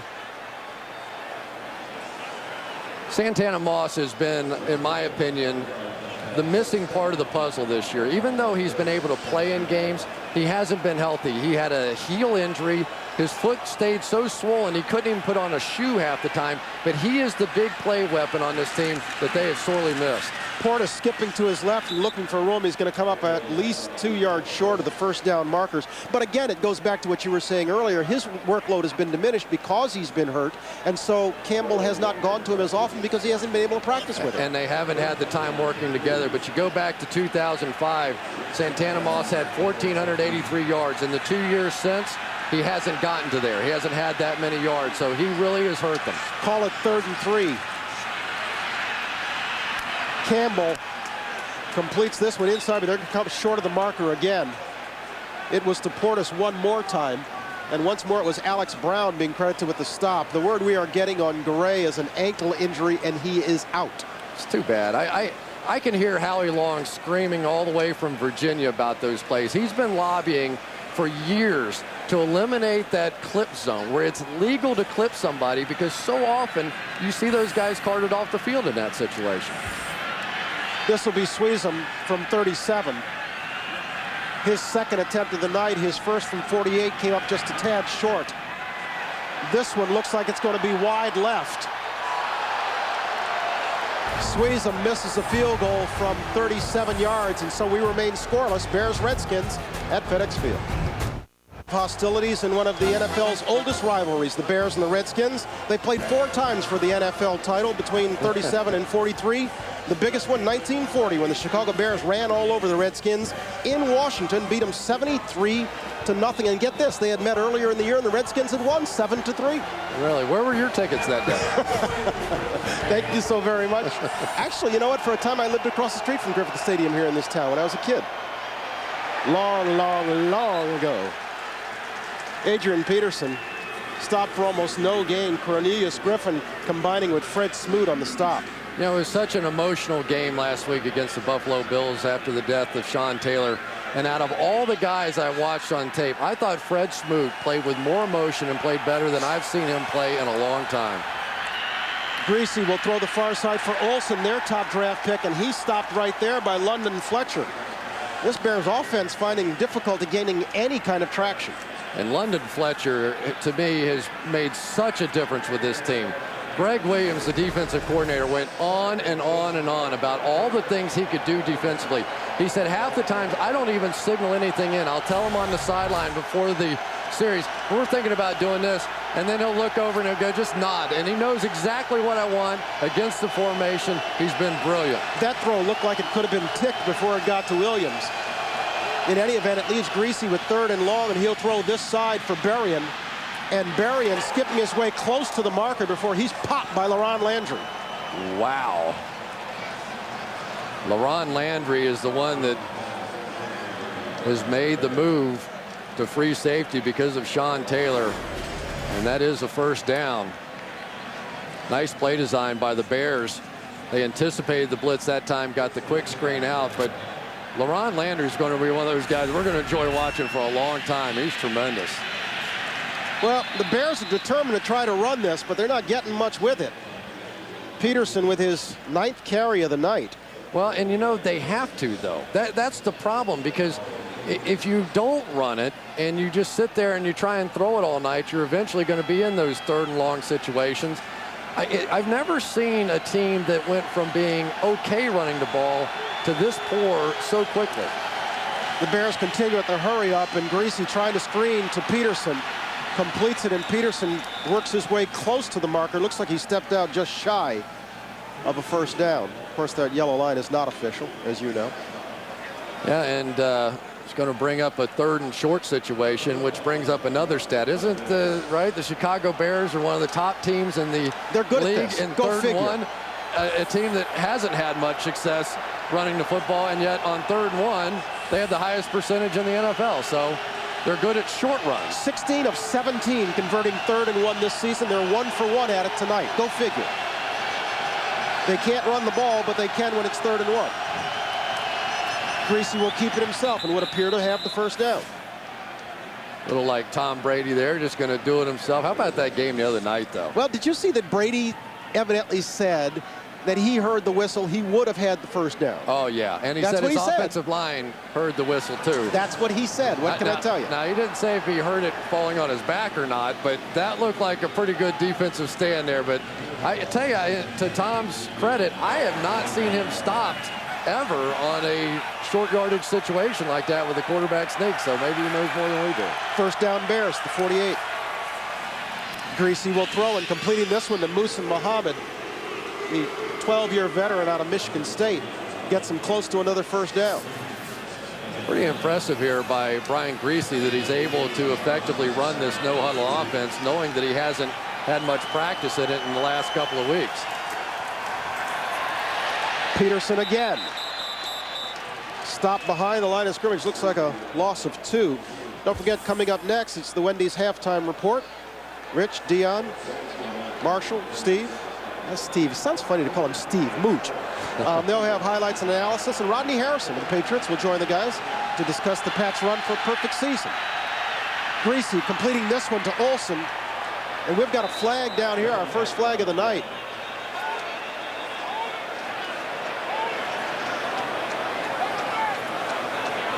Our referee is Jerome Boger. Nice read on the hot read that time by Brian Greasy to at least apparently pick up the first down. We'll see how this goes. Well, Fred Smoot is over here having some words, and it may have been one of those illegal contact situations on the other side of the field. Well, they're doing a lot of pointing towards Smoot. Let's hear it. There are 2 fouls on the play. 12 men, defense, offside, defense. The 5-yard penalty will result in a first down. So the Bears mounting what is their best drive of this second quarter. They've worked their way just shy of the 40-yard line in Redskin territory. And Greasy's got this hurry-up offense humming a little bit now. They seem to have found some rhythm. Look out. And just as I say that, he gets pressure from his right. Marcus Washington drops him for a 4-yard loss. Looked like Washington beat Miller on the far side. Now Marcus Washington's going to come all the way around the edge here and come up with that sack. They just didn't see it at all. I don't know if he was supposed to throw hot there or not, but Marcus Washington plays the down defensive end when they get in their nickel situation, so he knows how to get after the quarterback. That's a pretty natural position for him coming in. It'll leave the Bears with second. They're calling it 15, loss of 5. Peterson continues as the lone back. He gets it. Sidesteps one tackler, but then brought down again at just about the 41-yard line. I think that was Fred Smoot coming up and doing an arm tackle on Peterson. And this is exactly what you were talking about last week, an arm tackle. Yeah, and this time he's able to shoot through there. A lot of times when you get in long yardage situations, the pass rushers get up the field around the end, and it creates some running lanes. Good call by the Bears. And Greasy and Mark Bradley, well, they're running different plays. Yeah, I couldn't tell if the ball got hit or exactly what happened, but they had it. They had a slant. And again, Greg Williams coming with huge pressure on 3rd and long in that situation. It's what happens. If you have one negative play against this Redskins team, they're going to come get you. The Bears, on the other hand, typically when they get in their 3rd and longs, they drop back and play zone. And so the very busy Mr. Maynard will come on once again. Antoine Randall is set up at his own 10-yard line. Maynard has time and gets this one away. Randall will let it bounce past him and bounces into the end zone. The Bears were in position to down that one inside the 5, but it slipped past them. Corey Graham let it get past him. Redskins will be at their 20 when we come back. Alex Klein is a real Geico customer, not a paid celebrity. So to help tell his story, we hired that guy who does those funny sound effects. My car was totaled over 1,000 miles from home. So I called Geico. And in less than 10 business hours, I got a check for a new car. Fakes right, Campbell with time, now being pursued by Mark Anderson. He'll throw this one away. It was Anderson who flushed him out of the pocket. Campbell couldn't find anyone. Well, he was trying to go to the backside. He was going to pump fake this way and go back to Antoine Randall across the way, but he had gotten pushed out of bounds, which made him an ineligible receiver. You see right there, once you go out of bounds, play over. So Jason Campbell really had no choice whatsoever. Tremaine McBride, the rookie who is now playing and starting at the cornerback position, with a nice job. And the Bears have now had to move Israel Adonijah inside because Garay was taken in the locker room with that knee injury. Campbell Now moving to his left. Ball comes loose but out of bounds. Brandon McGowan came up with the stick. And Campbell has had a hard time hanging on to the football this year. And he looks like he's a little sore. He's holding that right arm, and he's signaling for somebody to come in for him. He's coming out. He's going to take a knee, and that right arm is just not working. So not a good night for quarterbacks here this evening. You see Todd Collins. Mark Brunell, the veteran left-hander, is listed as the third quarterback tonight. It would be Collins, the 13-year veteran, who would get the call. This doesn't look serious, but you called it correctly. As Campbell rolled to his left, took a shot from McGowan. May have a bit of a stinger. We'll check it out when we come back. Night Football on NFL Network is brought to you by Sears. This holiday, don't just give a gift, grant a wish. GMC, official vehicle of the NFL and proud supporter of those who wanted more. After taking a shot on his throwing arm, Jason Campbell has gone to the sidelines, and it's Todd Collins who's been brought on in relief. A little bit of symmetry here. Collins completing his first throw of the year to Rashay Caldwell. We get another look at the hit, and it looked like Brandon McGowan was the one who came up and laid his helmet right on Campbell's elbow. And you could tell by the way he came out of there that he just had no feeling in that arm. He's just shaking it, trying to get the sort of like hopefully getting hit on the funny bone, but I don't know. Well, how weird is this? Grossman goes out and Greasy comes in. Campbell goes out and Collins comes in. Greasy backed up Collins at Michigan. Maynard will punt this one away, and Devin Hester is saying, everybody get away. This one will bounce out of bounds, and the Bears once again will get good field position. It's been a field position game tonight. 5 minutes left in the second quarter. No score. See Jason Campbell there on the sidelines kind of flexing his right arm. It does not look serious. Brian Greasy throwing on first down was trying for Desmond Clark. Good coverage there by Reed Doughty. It's pretty much on first down, man-to-man coverage all over the field right now. If the Chicago Bears can make a play, I almost anticipate maybe they're going to bring Greg Olsen in, who's a little slicker receiver than Desmond Clark, maybe a little quicker. Give him a chance to run some of those one-on-one routes on first down.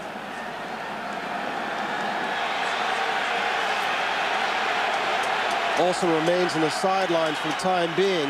They'll try Peterson once more, and the Bears are determined to find some running room, but so far tonight, they've been unsuccessful.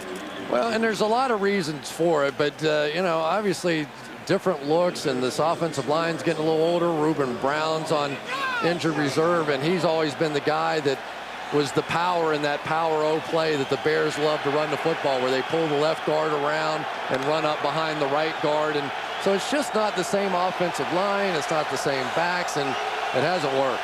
We've got to believe they'll be throwing here on 3rd and 8. Greasy screening to Peterson. We've got a flag. Peterson in the arms of LaRon Landry as he crosses the 40, but we've got a flag back upfield. And this one looks like it's going to come back. Ineligible receiver downfield. Offense, number 60. 5-yard penalty. Replay 3rd down. They're flagging Terrence Metcalf, who was just in front of Peterson as he caught that one. You know what happened to him, though? I think his center pushed him. Olin Kreutz was trying to get him out of the way so that he could go block for the screen. He's going to give him a shove, and then he ends up illegally down the field. Well, he had company. Tate was right next to him. Good call, partner. So that'll make it a 3rd and 13. Makes Greasy's assignment all that more difficult. Look out. Here they come. Gets it out quickly. Far side for Rashid Davis. But that one falls incomplete. And so the Bears will have to call on Mr. Maynard once again. Once again, they overload one side. And if you don't check your protection that way, the quarterback knows at that moment he has to get it out. He doesn't have enough human bodies over there to make that block. So just by blitzing, they win the battle. Redskins figure to come out of this one with good field position. Antoine Randall will have some room as he feels at his own 29. Tries to slip a tackler this side, but he's chased out of bounds at the 32-yard line. Let's go down there. Adam Schefter is right on that sideline. Adam? Thanks very much, Brian. After Sean Taylor passed away, Redskins owner Daniel Snyder handled the situation just the way the Redskins would have hoped. He chartered 3 different planes, one 747 for the entire organization to head to Florida on, and 2 private planes, one for the offensive coaching staff, one for the defensive coaching staff, and that was designed so that each coaching staff could work on their game plan for tonight's game. Also, Daniel Snyder has contributed $500,000 to a fund for Sean Taylor's 1-year-old daughter. We should also note that all of the profits from sales of Sean Taylor's number 21 jersey will go to a trust fund for his daughter, Jackie. And those jerseys continue to sell as Taylor, oddly enough, continues to be the leading vote getter at his position for the Pro Bowl. Yeah, my guess is he will win that honor. Chris Cooley now coming off as the war of attrition continues, but Todd Yoder has checked in his place. Campbell throwing this side for Antoine Randall, but that was wide of the mark. We don't know if that's the elbow or if it was just a different idea than Randall had. You know, I want to go back for just a moment, and the NFL, I agree sometimes with them, I don't, but I guarantee you that Daniel Snyder will take care of that young lady, Sean Taylor's daughter, in a way that has never been done before. When tragedy strikes this league, the owners and this league has a way of stepping up and making things as right as they possibly can. Campbell under heavy pressure gets it off to Liddell Betts, but he's going to be short of the marker. And Campbell is down for the second time tonight, this time gripping his left knee. This has been incredible.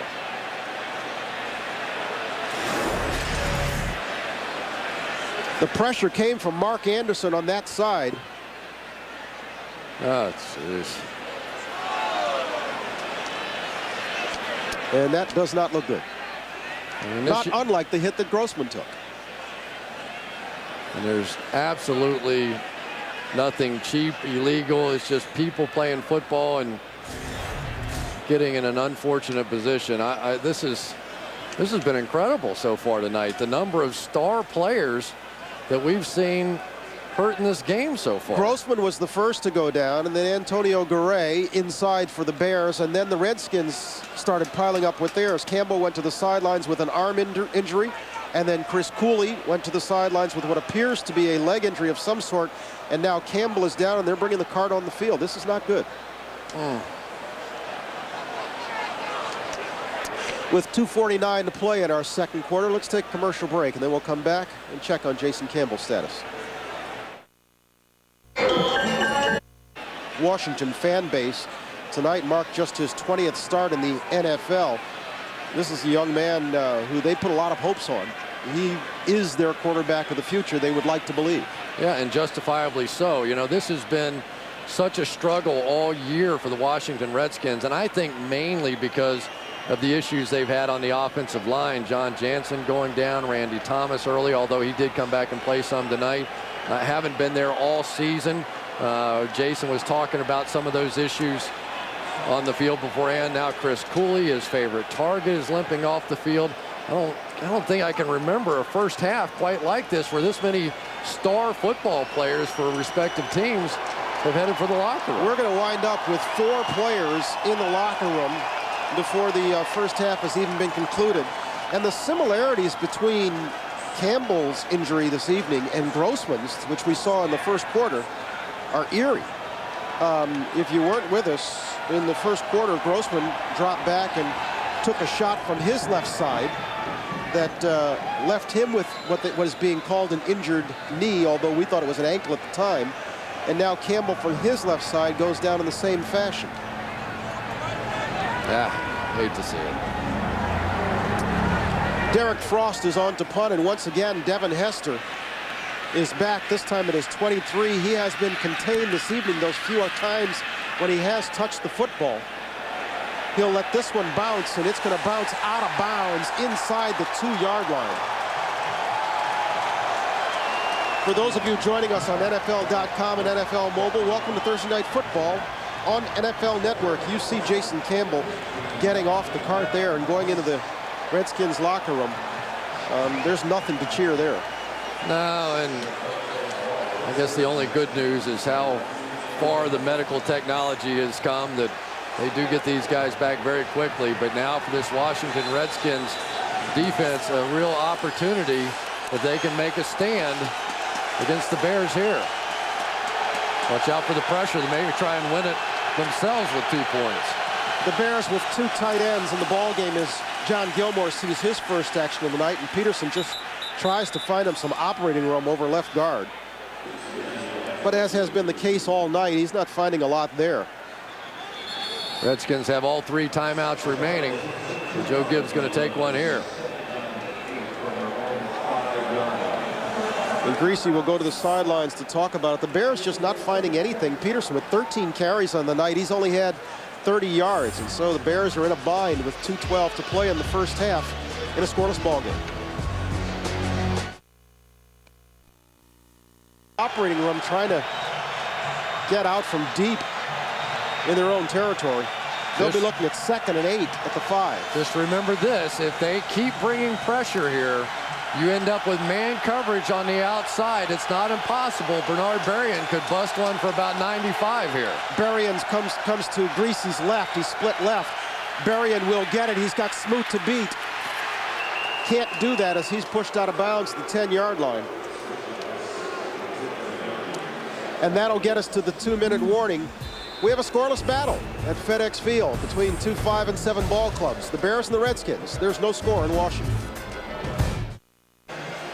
You see Brian Greasy coming back onto the field for a 3rd down for the Bears. He has been forced into action because in the first quarter it was Rex Grossman who went down, his left knee injured when Cornelius Griffin got to him. He was taken to the locker room. And then here in the second quarter, it was Jason Campbell. He was hit by Mark Anderson. His left knee also injured. He's also taken to the locker room. Both Griffin and Anderson, Alabama products. And now Greasy has come on in relief, as has Todd Collins. And it was Greasy who relieved Collins at Michigan. Do you let Greasy throw here? Because they're going to bring pressure to stop this run. He'll roll to his right, stepping up and barely getting back to the line of scrimmage. And the Bears are going to be forced to punt. Pressure that time came from Philip Daniels, the 12-year veteran out of Georgia. And the Redskins have called another timeout, stopping our clock at 1:50 to play in the first half. Well, they decided they were indeed going to let Greasy throw the football. They come out with a bootleg. I thought it was a good-looking call. As a matter of fact, I thought he had his tight end open in the flat, but there was some pressure right in his face, and he just couldn't get it off and almost ran to pick up the first down. But a huge stop for the Redskins now, as they still have a timeout remaining and should have tremendous field position here.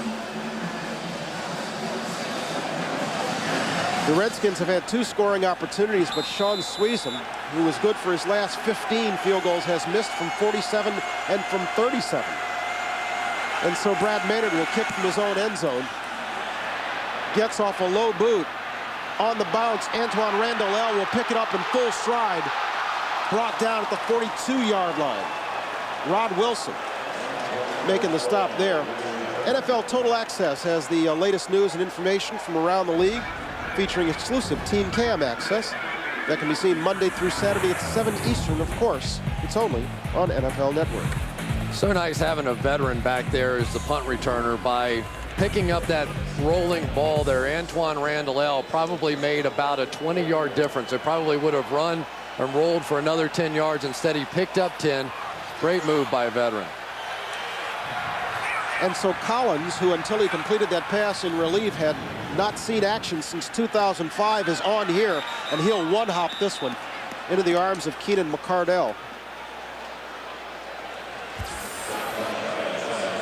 Hasn't thrown a pass in a long time. I think 3 years now, but he's a veteran. He understands this system. He was in Kansas City. Has, that's the system they're running now. The old Don Carroll offense. There's Mark Brunell, who's the 3rd quarterback, and conceivably could come in. Remember, though, if he comes in anytime before the fourth quarter, that means only he can play quarterback the rest of the way, so they'll hold him out.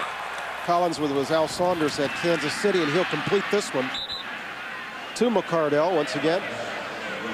Clock continues to run. We're inside minute 25 in a scoreless first half. A little swing of some kind to Clinton Portis. I'd sure like to get the ball in his hands with a chance right here. Redskins still have one timeout. Alex Brown from the backside slapping it out of the arms of Collins. And it was Ogunleye, I think, who came up with it. Alex Brown, operating from the backside of Collins, got that right hand out and slapped it free. Yeah, Alex Brown working against the Redskins' best. Chris Samuels on the left side is just going to make the play. Comes around, swats it out, and then Todd Collins can't find it, and it allows Ogunleye to jump on it.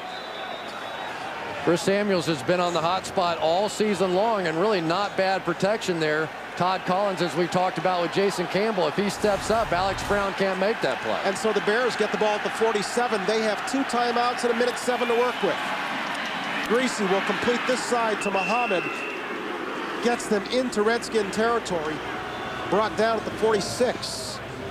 Clock continues to tick. We're inside of a minute. Alex Brown's having a monster game so far. He's been playing tremendously. Another Florida guy. Completes this side. This is Berrien. Sidesteps one tackle, doesn't get out of bounds, gets to the 31-yard line. We would think the Bears will call a timeout there, and they do. Yeah, nice move by Bernard Berrien, but he has to get out of bounds there. I mean, that's a big timeout for his football team there, where he easily could have saved it.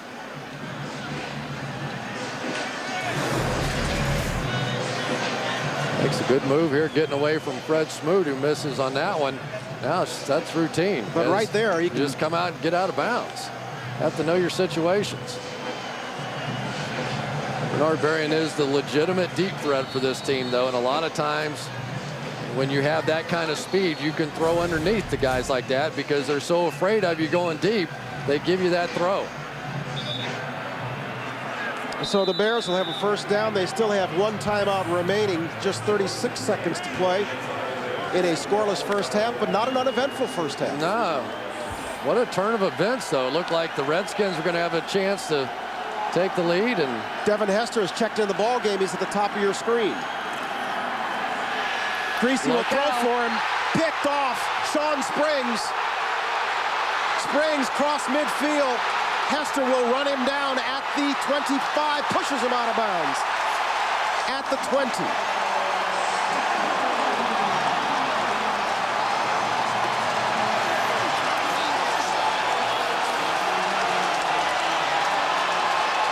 Brilliant job that time by Sean Springs. He is not even looking at Devin Hester. He's looking in the backfield at Brian Greasy. You'll see him out on the cornerback position. He's going to turn late, find Devin Hester. As he slows down, he's reading a 3-step drop. He sees it. Now he's going to break on it. And that's just a big-time play for a guy that they didn't even think was going to be able to play tonight until pregame warm-up. And so the Redskins are presented with a scoring opportunity. They will take over at the 21-yard line with just 24 seconds left to play in this, the first half. No score in our ball game. He fakes to Portis, and Collins will throw. Touchdown, Todd Yoder.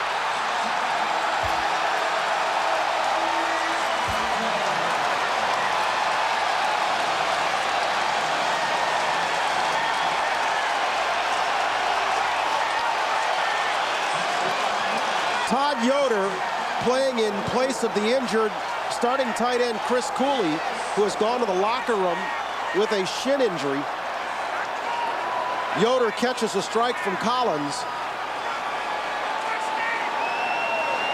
And that's Yoder's first touchdown of the year. It comes with just 17 seconds left to play in our first half. Squeeze him with the extra point, and just like that, the Redskins, who 30 seconds ago were trying to keep the Bears out of the end zone, find themselves leading 7-0. Here's a second look at it.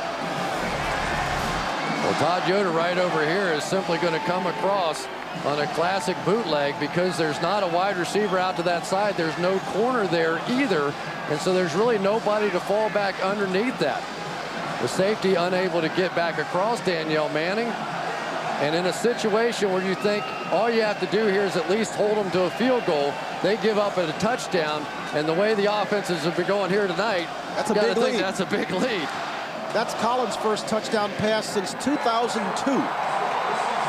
It's a good play. I really thought the Redskins might come out and run the ball. They go with the bootleg right off the bat. They were so ineffective trying to drop back and throw it before. Maybe they're just going to settle for the field goal there.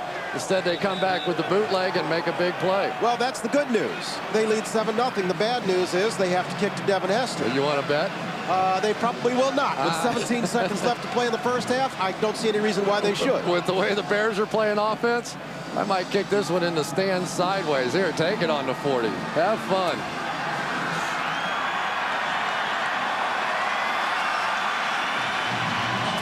That one has enlivened this crowd. Talk about a reversal of fortune. In a swing of 30 seconds, the Redskins go from trying to keep the Bears out of the end zone and off the board. They take it back. Sean Springs brings it back to the 20, and in the first play, Todd Collins completes it to Todd Yoder, and the Redskins find themselves leading 7-0. Well, I don't get this. He does kick it away to Hester. And Hester gets tripped up as he crosses the 35-yard line and leave the Bears with just 12 seconds and 1 timeout left in this first half. I'm not sure why they did that. If that one had come back for a touchdown, they would have forgotten all about that timeout a week ago. Yeah, they would have. There'd have been a ton of questions about, explain to me why you did that. Not me. I'm not giving them a chance with that little time on the clock. And so let's see what the Bears try to do here. Hester is still in the ball game. He's to the top of your screen. Greasy will launch it in his direction. He's picked off again. Sean Springs with his second interception of the night. Did Sean Springs change jerseys or something? It was really a well-thrown ball right to Springs. There was clearly miscommunication, and Devin Hester working on the outside. I don't know what's going on between he and the quarterbacks, but that is at least the 3rd time tonight that we have seen Hester run one route and the quarterbacks throw the ball somewhere else. Now, obviously not a lot of work with Brian Greasy and Devin Hester because they're not playing a lot, but wow, that's kind of inexcusable when you miss that badly.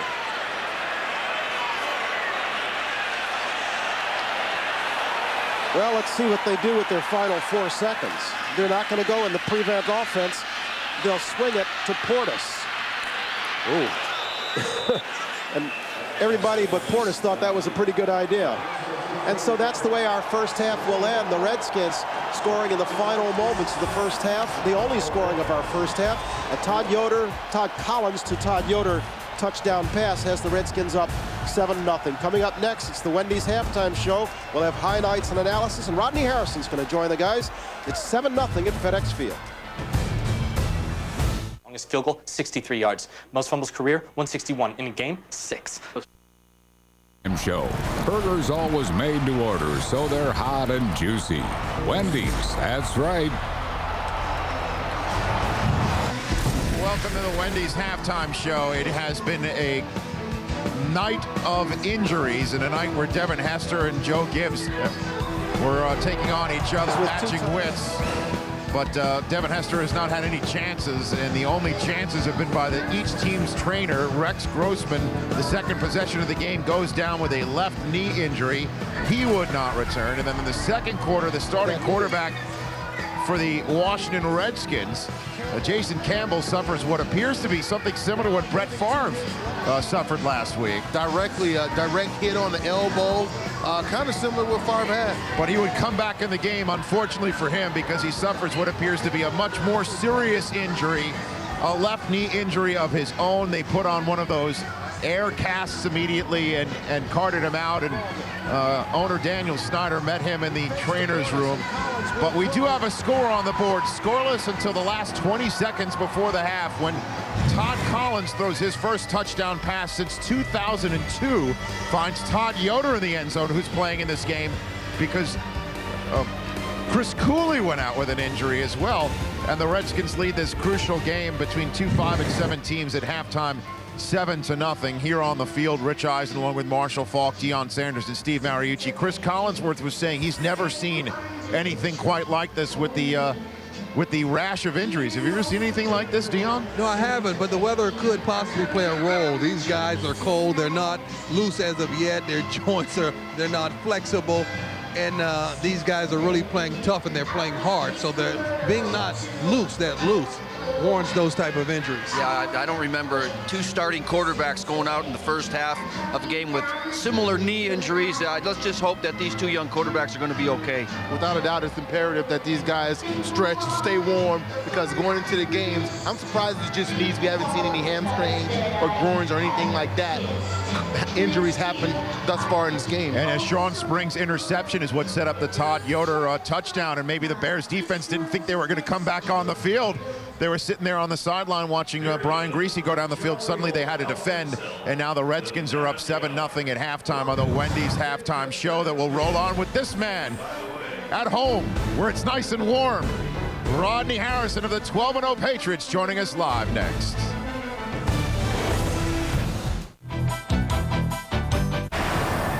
Welcome back to the Wendy's halftime show. The New England Patriots enter week number 14 at a perfect 12-0.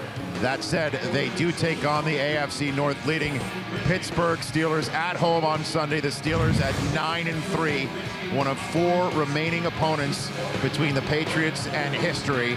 The Jets and Dolphins follow the Steelers at home, and then they got to go to the Giants to finish up the season on NFL Network. Joining us right now from his very warm home is Rodney Harrison. And Rodney, I have to ask you right off the bat, Anthony Smith, a second-year safety of the Pittsburgh Steelers, has already guaranteed victory for the Steelers against you. What say you to that? Well, we have a tremendous amount of respect for the Pittsburgh Steelers, and we know that they're an aggressive, physical team that's on a roll right now. They won some games in a row, and they're going to come in very excited to beat us. And, you know, we're preparing, we're working hard, and we'll be ready on Sunday. Hey, Rodney Marshall here. I'm just wondering, think about the kiss that Coach gave to you, and what's your comments on it? I want to hear this again. Well, at that particular time, I mean, you know, it's just a transition between the two. I mean, me being an emotional player, him being an emotional coach, and he gave me a kiss, and I was taken aback from it. I never experienced anything like that, but like I told him, I'm a happily married guy. Rodney, this is Deion. I never experienced a man blowing me a kiss either. But I would like to say, the last 2 teams you played, they've closed the gap on you, and many of your critics say the formula to beat the Patriots have been revealed, but no one's beat the Patriots. So how do you guys feel about those statements? Well, it really doesn't matter what the outside people think. We understand that everyone's used to us winning by 25 or 30 points, but each and every game won't be a blowout. We understand that. So we prepare ourselves for every situation that's going to happen. We prepare football situations, and we don't worry about what the critics say, because at the end of the day, Deion, a win is a win. Yeah, this Mariucci here, Rodney, you are undefeated. Your last 2 games, the Eagles and Baltimore, very good games, very entertaining games. Here come the Pittsburgh Steelers to town. They're the #1 ranked defense. Willie Parker's having a great year. Is this your toughest test to date? Of course it is. I mean, this is a tremendous football team. They're a complete football team, offense, defense, as well as special teams. They're very physical, they're aggressive, they're very confident. We understand that this is the most important football game to date. But at the end of the day, we're preparing, we're working hard, we're excited. This is a great opportunity for us. So if we just go out there and take care of our business, we shouldn't have any problems. All right, Rodney, thanks for the time. We appreciate it, and happy holidays to you. We see you've already strung the stockings behind you there on the hearth. Thank you. That is Rodney Merry Harrison. Christmas. You bet. Same to you. Rodney Harrison joining us live here on the Wendy's halftime show that rolls out with Jason Campbell being wheeled out of the trainer's room here in D.C. back for the second half. Thank you for watching the Wendy's Halftime Show. Burgers always made to order, so they're scoring in the first half. Redskins out in front, 7-0. Bears offense has been able to do absolutely nothing. Yeah, you know, and they came out early on with Rex Grossman and it looked like they were going to try the no huddle, maybe open it up a little bit. But the simple truth is, if you can't run the football in the National Football League, you're also going to struggle to throw it because now all the play action goes away, the pass rushers can come after the quarterback, and things just get ugly. We look here, I put the peepers on because the numbers here are pretty ugly. Adrian Peterson, 13 carries on the night, just 30 yards. We told you about their problems coming into this ball game, that they average barely more than 3.2 yards a carry. That's the worst in the NFL. And that's been shown tonight. Look at these numbers. There's not a lot to cheer. Yeah, and on the other side, Clinton Portis has rushed 8 times for 12 yards. So there's been literally no push whatsoever out of these offensive lines. And believe me, Clinton Portis is a better running back than those numbers would indicate. What it says is there just aren't any holes out here tonight. And we have 2 of the most accurate kickers in the NFL. Sean Sweezum has missed 4 all year, and he's missed 2 tonight. And then you got Robbie Gould, who has 1 blocked. On the other side, there just haven't been many scoring opportunities, and the ones they've had have gone awry. So you're saying the first half isn't going in the time capsule? The Smithsonian hasn't called. Little pooch kick here. Grabbed at the 30-yard line. That's Todd Yoder, who I'm sure did not expect to be running back kickoffs tonight.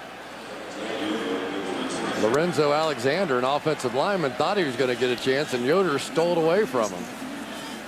And so Todd Collins will bring the Redskins offense onto the field. Collins got to be wondering what's going on. I mean, he's got nothing but DNPs all year long. That did not play. But look at his numbers in the first half. Very good, actually. 4 for 5, a 137 quarterback rating, a touchdown, and now they can be even a little conservative if they want to. And they'll start the second half by giving it to Portis, still on his feet. And you see Chris Cooley, that's a good sign. He's back in the ball game. He had gone to the locker room in the first half with what we were told was a shin injury. He went in there for evaluation. Evidently, he's okay to play. I might have to send you in the locker room. You're fading on me a little bit here now. I've got a lozenge in my mouth. I mean, we don't need all the details. There isn't a lot of voice there. I'll try not to click it around my chiclets. All right. The official word on Jason Campbell is a dislocated patella tendon. Dr. Collinsworth? No thanks. Portis bounces this one outside. Will come up 2 yards short on the first down marker. Mark Anderson there. And Mark Anderson, there's always been some question. Here's a guy who unquestionably is one of the most exciting young pass rushers to come in the game in a long time. But could he hold up against the run? And there's been a lot of criticism of that, especially last week in the game against the Giants. But to be perfectly honest, it was one play that was beating the Bears all day, and they never made an adjustment to stop that one play. Anderson, a guy who had a great rookie year rushing the passer and started this year well, but as you noted, well, this first down, Portis. Portis finding running room. Portis slipping another tackle to the 30. He's got Tillman to beat. Portis to the 5, inside the 5. Portis all the way down to the 2-yard line. Boy, what a play by Chris Samuels out in front of that. And for Clinton Portis, he's been banging. He came out his first couple runs this half, really hard edge runs. And Chris Samuels hustling all the way down the field there, able to get some of those finishing blocks. But how many Bears had a legit shot at him here? Well, let's count them. 0. Archuleta right there. Hillenmeyer had a shot at him. McGowan had a shot at him. There's a push in the back by Mike Sellers they got away with.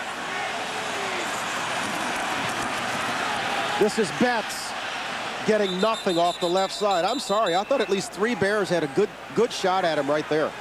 Well, for Clinton Portis, though, you ever heard the old Bill Cosby routine? I stepped and I saw a hole. I've never seen a hole before. You know, and for Clinton Portis, he has to be thinking that. He's been banging up there all night long. There's been nothing there whatsoever. All of a sudden, you get an opportunity in the open field, and you see why he's the kind of back that ranks right up there with the NFL greats, at least the ones that are active and playing right now.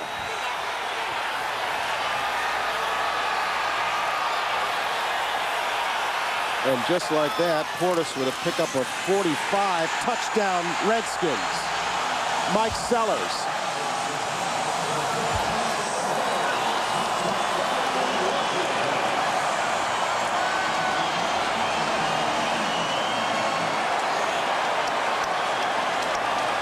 Well, there's just no question that the change of momentum that happened right before the half, the interception, turn around, give the Redskins a chance, convert it into a touchdown, and now the Redskins come out here in the second half and add one right on top.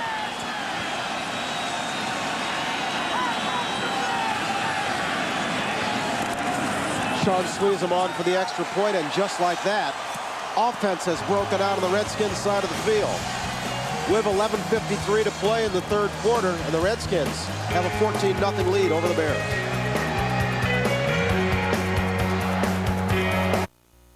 Life. Expedia is now the official travel. Bears seem to be marching towards our first score of the night.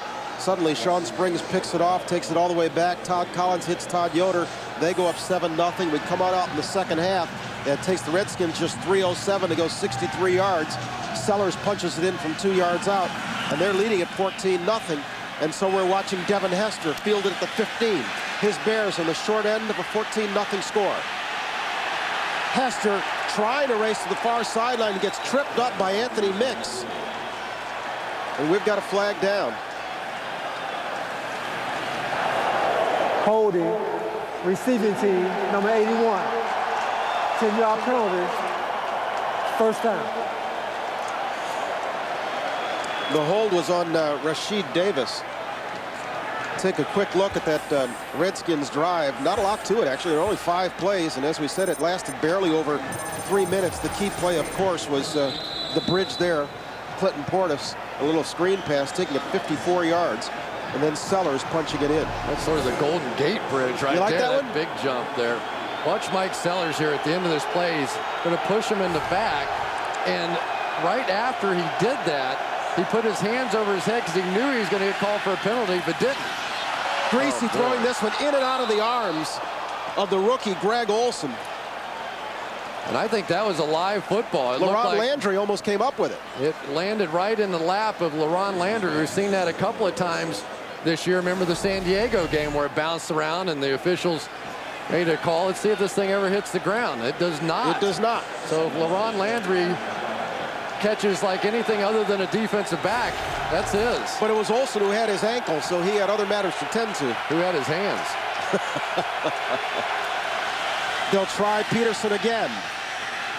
And again, Peterson will be stuffed for very little gain. Reed Doughty coming up in this safety position to negate that one.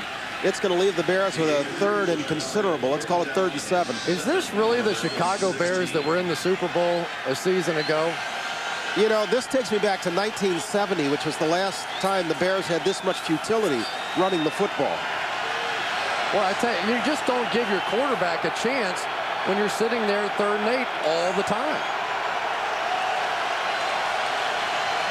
Lovie Smith has nowhere to turn, frankly. Unless they change, it's straight man coverage out here on Devin Hester. Redskins may have jumped early. Swings at this side. This is Hester working his way close to the first down marker, but I think we're going to have offside Redskins. Look like the left defensive end, that would be Daniels, jumped early.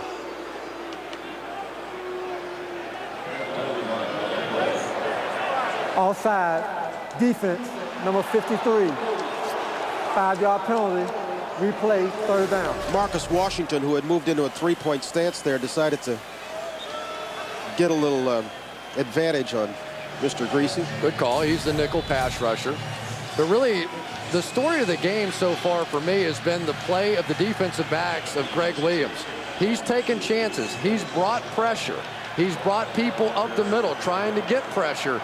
And the defensive backs have been able to hold up in man coverage, and these Bears receivers have made 0 plays. They can't get open. He's got Hester in the slot to his left, and Berrien split wide. And they're going to give those 5 yards back.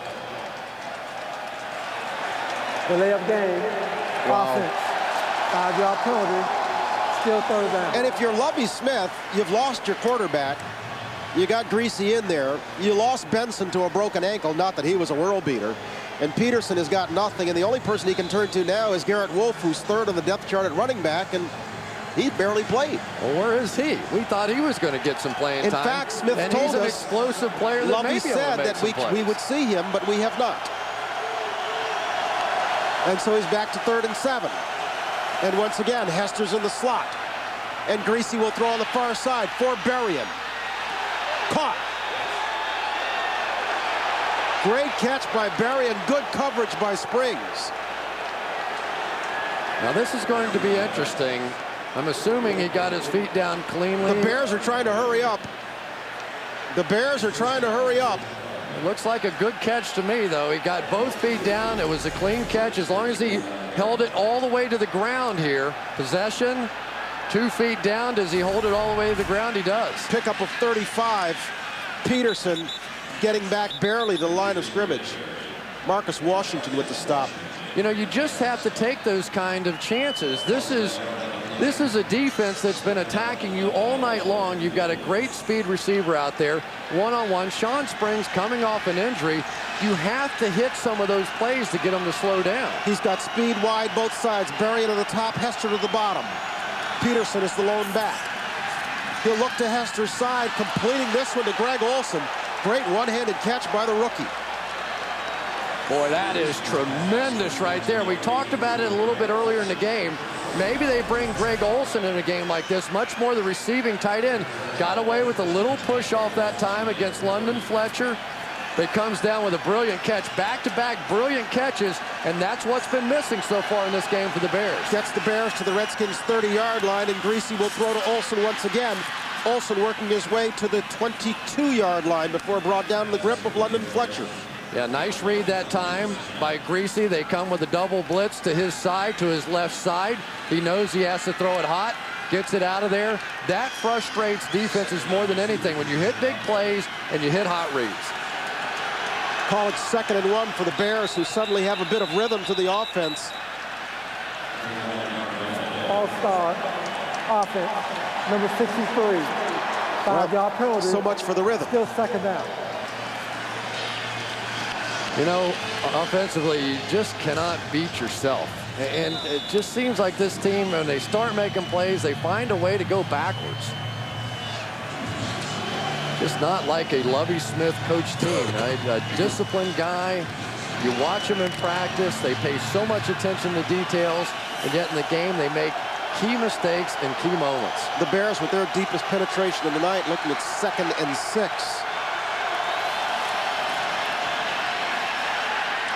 Greasy overthrowing Muhammad, and that's going to be flagged. LaRon Landry, they came in all directions. LaRon Landry saw a shot and took it, and that one was a pretty easy call. One of the things that LaRon Landry has done this year is not play the ball. Personal foul, unnecessary roughness, defense, number 30. Hit on a defensive receiver. 15-yard penalty from the previous spot.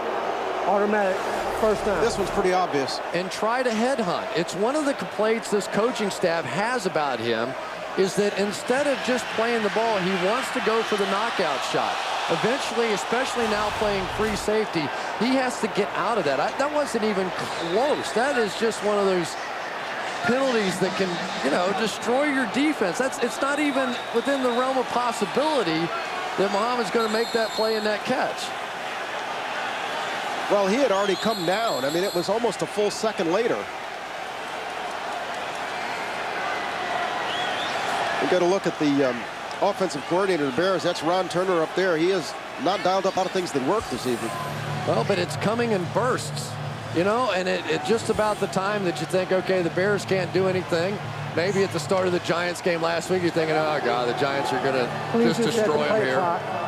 And they explode for the opening drive. And then here they explode for a couple of big plays. But it's just too far between. So the officials had a little bit of a clock problem and a chains problem. They seem to have sorted it out now. The ball is spotted at the 13-yard line, and the Bears have gone to a double tight end set once again as Gilmore is checked in opposite Desmond Clark, and somebody jumped early on the left side. Wow.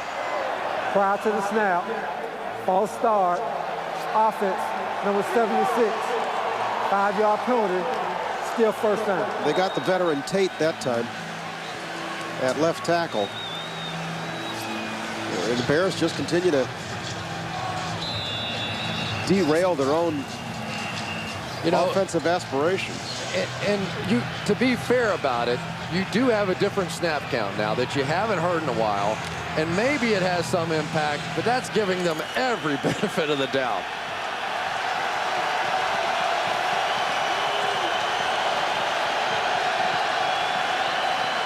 Greasy will throw on first down, has this one batted down. That may have been London Fletcher. Are you kidding me? London Fletcher at 5'10", getting up and batting that one down. And John Gilmore was wide open on the play, running right down the seam. And if Fletcher doesn't make that play, that's a walk-in touchdown. Gilmore's just going to, there was some confusion on the defensive side. You could see them running around late just before the snap of the ball. And Gilmore's shaking his head. He said, guys, that was absolutely wide open. Just a touchdown saving play that time by London Fletcher.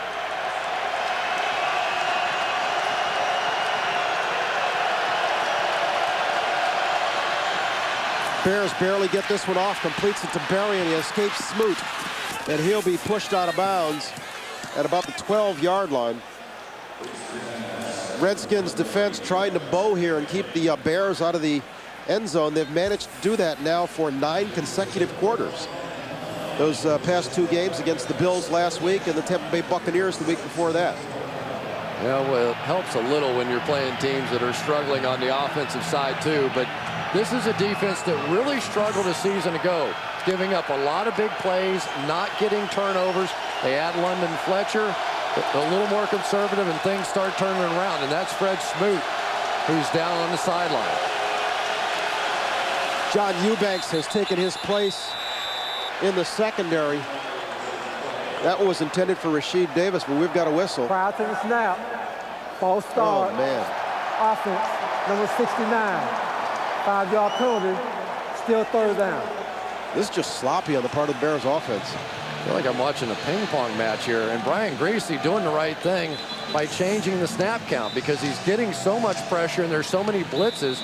You have to be able to slow him down a little bit, but his offensive line, I don't know if they're going to have to start holding out their fingers in the snap count or something. Meanwhile, Fred Smoot, just to the sideline, hasn't even made his way to the bench. He's just outside the 17-yard line and is being tended to there. Well, let's see if the Bears recognize it here, because they have Berrien on the outside against Eubanks, who just came in the game, and it's straight man-to-man right here. And he didn't get it off again. Another delay of game. Delay of game. Offense. 5-yard penalty. That is the Bears' 6th penalty of this drive. There's professional football and there is unprofessional football. Right now, the Bears are playing unprofessional football, and it's embarrassing. Well, let's see if we wind up again with Berrien on Eubanks, man up. I'm going to guess not, because it's such a long yardage situation. And why not give the Bears a couple more chances to go backwards? They might knock themselves out of field goal. You guessed wrong. He's got him man up on this side. Sure does. He completes over the middle instead to Rasheed Davis, and he's going to be well short of the first down marker. And so Lee Torrance drags him down. So we are going to see Robbie Gould, and you see Smoot there, who never really made it to the bench, just made it to the sideline. He's now being loaded onto the cart. You know what, Brian, and I don't think that any of these are fatigue kind of injuries, but it is a short week. It's late in the season, and stuff happens. You know, it just does. And boy, this has been incredible tonight. Robbie Gould will try this one from 30 yards out. Earlier tonight, he had one blocked from 48. And the Bears are on the board. We've got 5:25 to play in the third quarter. We've found some offense here at FedEx Field. Bears are on the board, but they're trailing by 11. One of my study tools. Football is your life. Oh, if you only knew. A little more than 5 minutes to play in the third period. Redskins will start this drive from their own 28. Todd Collins is on. Liddell Betts is coming into the game for Clinton Portis. Play fake to Betts. Collins gets this one off. Oh, just beyond the outstretched arms of the defensive back. Lance Briggs applying the pressure there. Collins, of course, is in relief of Jason Campbell. For an update on him, let's go down to Adam Schefter. Thanks very much, Brian. I was just outside the Redskins locker room, and Jason Campbell's father, Larry Campbell from Hattiesburg, Mississippi, was outside there. He said that his son's kneecap had popped out. Doctors popped it back in. He is scheduled to meet with doctors tomorrow, but I noticed that Clinton Portis came over to his father and said Jason's going to be fine. Well, I wonder where Clinton got his medical degree from, but that's all right. Let's hope. Let's hope he's right. This is 2nd and 10, and this is Betts. Getting a rare carry. Israel Adonijah bringing him down. I say gets a rare carry because Betts is one of those guys who had a terrific year last year, and first game this year he had 16 carries against the Miami Dolphins. 17 carries, excuse me, in the opener, but he's had only 16 carries the last 6 ball games. He's kind of the forgotten man in this offense. Yeah, which is kind of surprising with the way that he played a season ago, over 1,000 yards rushing, and you'd think maybe that changeup might help. I don't know, maybe you see some of the blocking schemes out there and saying, take it, Clinton. And so it'll be 3rd and long for the Redskins offense. Moss motions this side. He'll go wide to Betts, in and out of the hands. Yeah, that's a give-up throw. Even if you complete that one, you have absolutely no chance. Well, will we get to see any highlights from Devin Hester? We've kind of waited for that all night long, but the Redskins, the few times that they have kicked him, have done a good job bottling him up. Would you? I mean, really, you've been watching this Bears offense, and I was stunned that they did at the end of the first half, to be honest. Could they make up 11 points in the last 19 minutes here unless he returns one? Well, they did it against the Broncos, but Frost will kick this one out of bounds, and we have a flag. So we'll hold it here and see what's going on. You know, it's even more of an indictment of this Bears offense that, given the field position they have, that they can't do anything.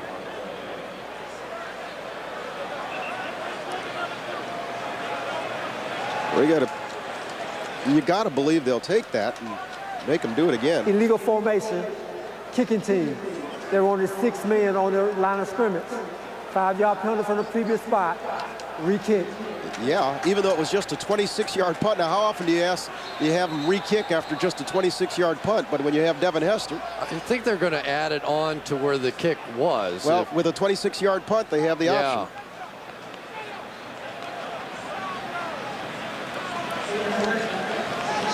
Elected to take the 5-yard penalty from the end of the kick. First down. Okay, so they will take it. Meanwhile, we're getting word that Clinton Portis now has gone to the sidelines with what is being called a stomach injury. Of course. We'll clarify that when we come back.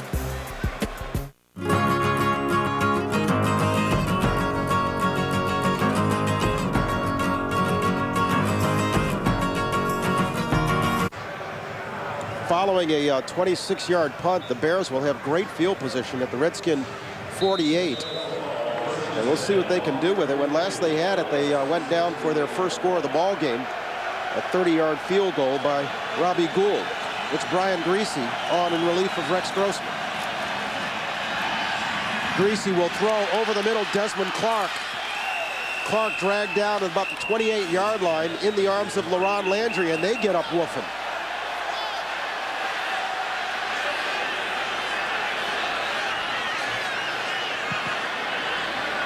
And we asked about Garrett Wolfe. He has now checked into the ball game for the first time this evening.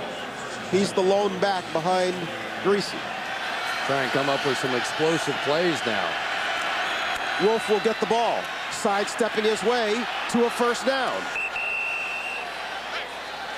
Young Garrett Wolfe is quite a story. This is a young man who set all kinds of records at Northern Illinois. He's not large. They list him at 5'7". And 185. That may be being a bit generous, but he's a guy who has shown big play potential. One of only 12 players in college football, Division 1A, to rush for over 5,000 yards. Greasy throwing it in the end zone, burying. Touchdown, Bears. Wait. Another official comes in. He's waving it off. We're going to have a conference.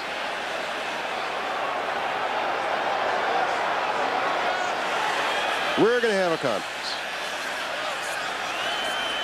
They're waving this one off. And now we'll have to see if Lovie Smith goes for his challenge flag. I think I might on this one. It looked like as he was coming down. The ruling on the field is that the receiver did not have possession of the ball. No possession there. The ball landed out of bounds. The Incomplete. question is, did he have possession when the elbow hit? Because if the elbow hit after he gains possession there, that's a touchdown. That looks like a catch. And I've got to tell you, he did sort of roll it over at the end of that play, but that looked like a clean catch, elbow down, and a touchdown. I'm trying to figure out what the second official who came in from the left saw that caused him to say well, no the ball touchdown. came free, and I understand that. The ball came out. Now you have to maintain possession all the way through. That one appears to me to be a touchdown, but what do I know? There comes the challenge flag. Oh, thank goodness. I'm watching Lovie Smith on the sideline and wondering what he's waiting for. But here's what I don't get, Chris. I understand he sees the ball come loose, but the second official comes in, and he's pretty demonstrative. That's no catch. What did he see? The rule on the field. The bobble. Of an incomplete pass. Yeah, I think he saw the bobble, which is legitimate. I mean, if there is a bobble, it's not a catch, but if you re-catch the bobble, then it's a touchdown. That was side judge Joe Laro. We'll see if he has the final say on this when we come back. We'll go under the hood and check it out. Tell you, Berrien's made two tremendous catches over Sean Springs. It was Sean Springs early making plays with his interceptions, but now Berrien has taken over, and you just wondered when they were going to start taking those shots in all that man coverage. Give your great athletes a chance to make great plays. After reviewing the play, the receiver maintained possession of the ball, touching down with his elbow for a touchdown. Touchdown Bears. Chicago is not charged. The first official had it right. He managed to get talked out of it by the second who moved in. The one who moved in was Joe Laro. But the first official actually had it right, and he appeared to have the better view. Well, there was the bobble, and when you see that ball come free, your tendency is to think that it maintained the bobble, but it really didn't. He regained possession, made a great catch, and almost surprisingly was able to secure it and not bobble it again the second time after both elbows hit. Great play. And so the Bears, after spending a half of futility, have now scored on 2 consecutive drives, and just like that, they've managed to score the last 10 points of this ball game and move to within 4 of the Redskins. The Bears with 10 points in just the last 2 minutes of play. Well, somebody set the Bears offense alarm clock, because all of a sudden now they're starting to get it going a little bit, and you wonder now maybe the Redskins start to change defensively. Not quite as much pressure, because for the wide receivers, they're finally starting to make some plays. It's not just that, but for the Redskins and their fans who are sitting here, they've got to wonder, is this deja vu all over again? We came on the air talking about it, that this Redskins ball club has had difficulty throughout this year, and frankly throughout the second tenure of Joe Gibbs, of hanging on to leads. They've blown 18, I say blew. There are 18 ball games where they led in the second half and wound up losing the ball game, and they've had 5 such games this year. Yeah, and for Joe Gibbs, this is one of those moments now. You know, he needs this team. They are comfortably in front. They're playing at home. His defense was playing well. But now's when your offense and hopefully your running game can begin to take over a game. You think back to some of the John Riggins teams and their ability with the Hogs to just run out the clock. But they were built for that. This team isn't built for that. That's exactly right. And Clinton Portis is sitting over on the sideline, your best weapon with the running game. So you just don't know if they have the ability anymore to do that. Put the ball in Todd Collins' hands and see what happens, I guess. We've got a ball game. Robbie Gold kicks this one down to the 13-yard line. Rock Cartwright will get it there. And Cartwright's going to work his way back to the 30 before being stacked up. Don't forget, we here at NFL are going to be with you in the runoff to the playoffs. Next week we are down in Houston, as we got the Broncos and the Texans on Thursday, and then some of us will head out to the coast for the but I hope you have a great time. Bengals 49ers game on Saturday, and then we're back with Steelers Rams the following Thursday, and then the following Saturday we're in Carolina. And then we finish up with the Giants and the Patriots. Should be fun. Clinton Portis back in the game now. That's good news for the Redskins. We are told he had just a bit of an upset stomach. Portis will get it. And Portis will get 7. Alex Brown drags him down. You see it often in the NFL that runs that don't work in the first half work in the second half. Defensive linemen, linebackers, they're all flying around and so full of energy in the first half. And in the second half, they get worn down a little bit. And in fairness, because of some of the injuries on the Bears defensive side, they don't have that 3-man rotation that they typically have. Second down, Portis again. He's going to lead the Redskins with a 3rd and short. One of those guys who's playing with injuries, Urlacher, the key man on the stop there, filling the hole. He and Portis share Christmas greetings. For those of you joining us on NFL.com and NFL Mobile, we'd like to again welcome you to Thursday Night Football on NFL Network. This one is actually turned into a pretty good ball game after what seemed like a scoreless first half. It was scoreless for all but the last 20 seconds of it when the Redskins managed to put our first score on the board. They came out and scored within 3 minutes of the second half to take a 14-0 lead, but it's the Bears who've scored 10 in 2 minutes to make this a ball game with just 2 minutes remaining in the third quarter. They'll swing at this side, and that is Betts being forced out of bounds, but would appear to have the first down. Big first down for the Washington Redskins with this momentum shift that we're seeing to pick up at least 1 first down against this Bears defense, which now has to prove itself. How many times this season have we seen them in typical situations where the Bears defensively and Brian Urlacher close the door easily, and yet at least 3 times this season we've seen them blow leads. We have not managed to call Urlacher's name many times tonight. Redskins working with a new set of downs, and Collins throws late to the far side. Completes it to Randall L. Getting there late was the rookie Trumaine McBride. We've got a flag. And number 74, 10-yard penalty, replay first down. Stephen Hayer is called for holding Adewale Ogunleye. Ogunleye is the man we have wired for sound tonight. Let's give a listen. Hey, I thought that said it was cold out here. This ain't cold. Hey, that crazy like that out here? DC crazy. I wanted to get it early.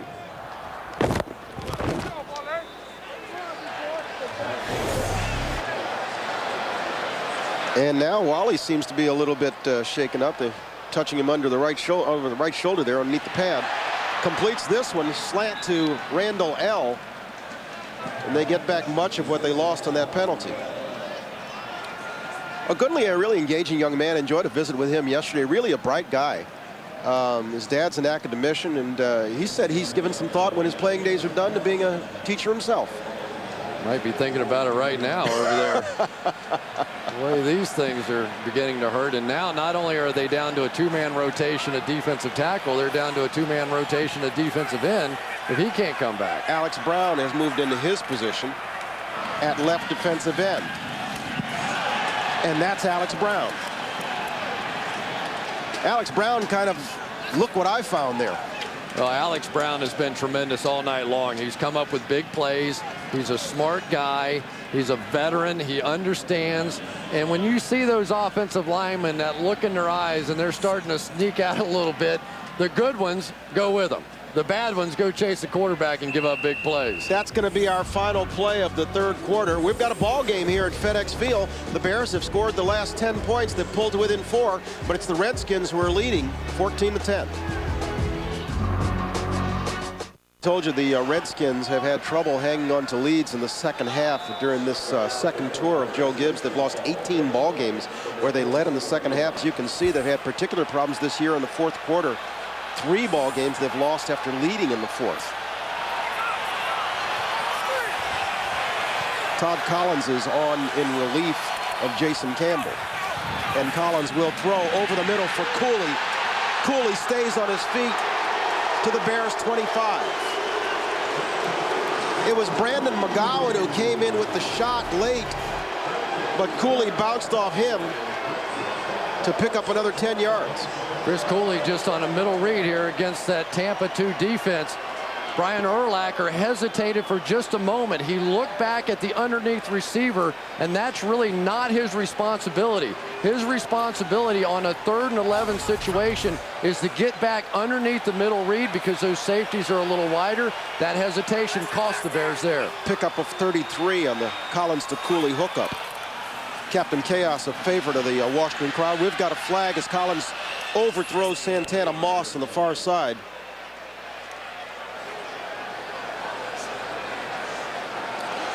Jerome Boger has been a busy man this evening. Illegal formation, offense. There was no eligible receiver on the end of the line of scrimmage. 5-yard penalty. Replay, first down. We talked about the problems the Redskins have had hanging on to leads. The Bears have had the same kind of problems defensively, none worse than what they allowed the Detroit Lions to do. Yeah, that was remarkable. That was maybe the first time we understood the issues this defense may be having. And then Adrian Peterson, we saw again last week. They're sitting there comfortably in front against the New York Giants offense that had really been struggling. They made Derek Ward look like LT. And they did it, honestly, with one play. With one play, they kept running it over and over again.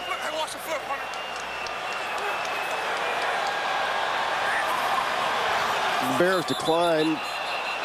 And here's the flag again. We're going to have a delay. False start. False start. Offense, number 79. 5-yard penalty.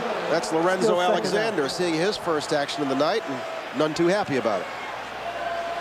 Well, it's kind of like an exhibition game now. You're starting to see guys in the game you don't always see in the game. And well, you alluded to it earlier that, you know, they've had a short week, and some of the guys' bodies are betraying them. We saw Clinton Portis go to the sidelines with an upset stomach, and Fred Smoot had problems of the same line. Well, you know, there's traveling, there's a short week. They've been in and out. It's just tough circumstances for a ball game tonight. Collins with good time finds Cooley again, and Cooley gets to the 10-yard line, would seem to be another Washington first down. That's McGowan and Tillman bringing him down. Well, this is one of those plays where Chris Cooley's going to come across the formation, but the only way this works is if the receiver on the other side of the field can completely clear the defensive backs. That time, the protection by this offensive line allowed that other receiver to clear the zone. Cooley comes underneath. Big play for the Redskins. It'll be first and goal from the 10. The pitch is for Portis. He loses his footing and doesn't get back to the line of scrimmage. Gourlier said, are you kidding me? Don't you? I've seen that stupid play before. He jumped right out underneath that thing. And Glenn Portis, he knew better. He's just going to try and save some ground on the loss right there. Gourlier on the right side of your screen reads it all the way, and Glenn Portis did the smart thing, just get back close to the line of scrimmage. Gourlier's been on a great run. He really has. The past 4 or 5 games, he has really been top-notch. A lot of turnovers. 4 straight forced fumbles. For the last 4 games, he leads the NFL with 6. That's Sellers in motion. They'll fake to Portis this side and throw to him this side. He's brought down at the 5-yard line. Briggs, Tillman there at the same time. Give McBride a piece of that tackle, too. Brian, you remember the play they ran for the touchdown in the first half, the bootleg? This is the next step off of that. That time they slipped Clint Portis out, thinking everybody's going to play the bootleg, come back across the formation. The Bears with a nice job reading it, though. Big down for the Bears here. If they can hold them, they can keep this a 1-score ball game.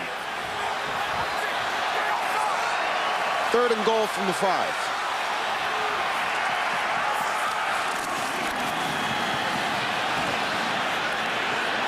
Being held was the Bear on that side. Looked like a Goodlier was being held. But no flag. Is that possible?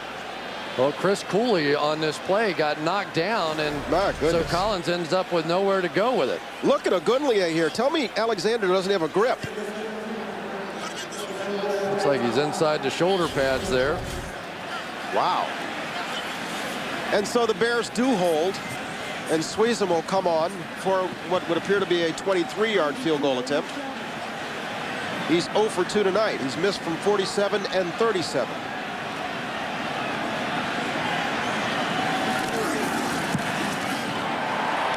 but he's good from 23. And so the Bears do manage to keep it a one-score ball game with just less than 12 minutes to play in the ball game. They're trailing 17-10. All right, the play is 60 stretch Farla. 60 stretch Farla. Come on, let's go, let's go. 60 stretch Farla. On one, ready?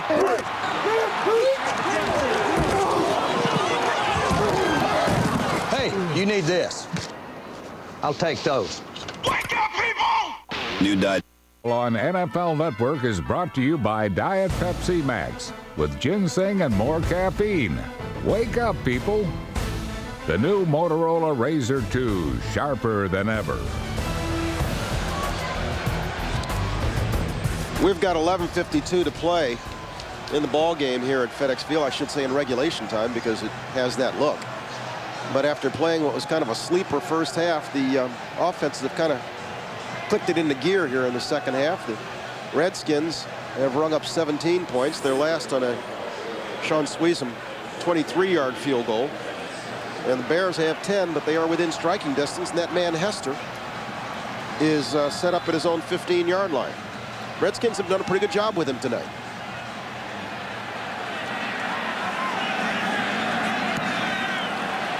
They'll kick this one on the ground, but Hester will get it anyway at the 21. Bounces it outside, tries to reverse his field, but he's dragged down from behind by Anthony Mix.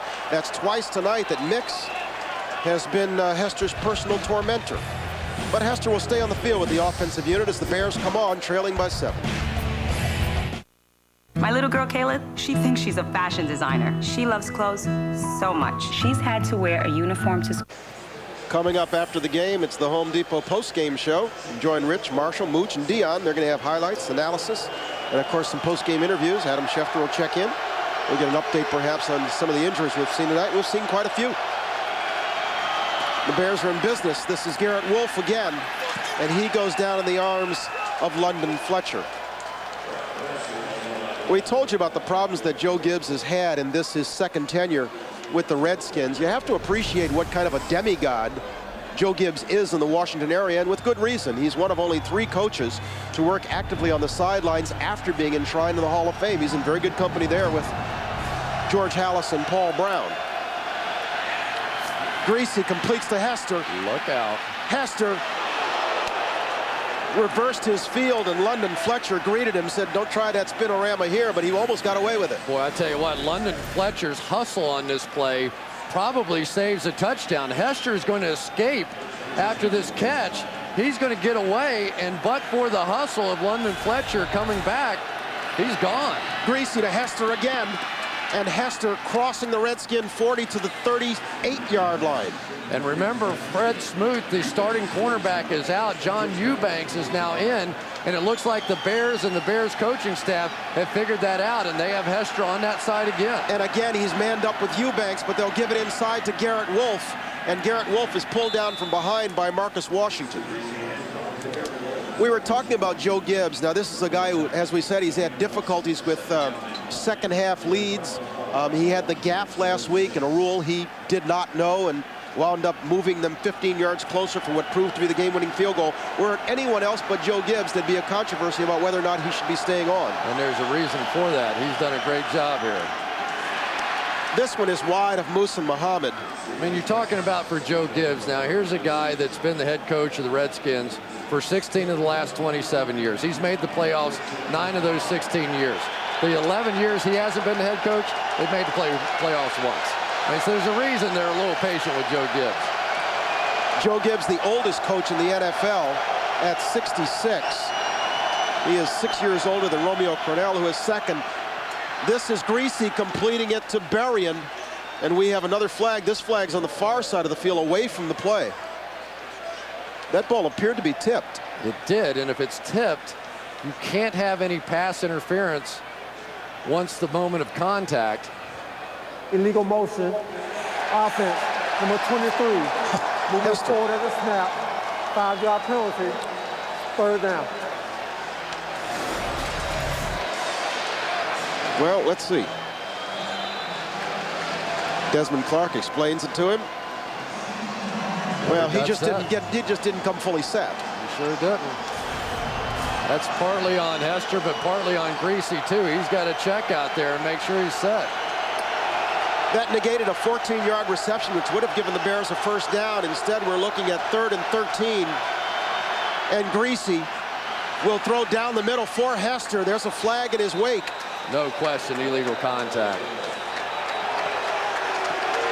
A little double move on the part of Muhsin Muhammad.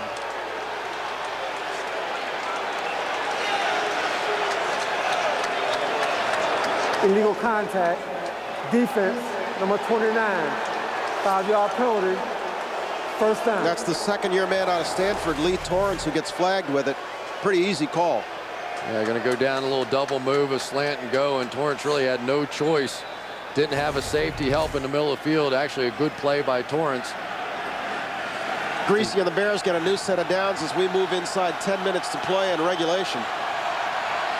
1st and 10 Bears from the 36. They'll swing it wide to Berrien. He's pushed out by Eubanks.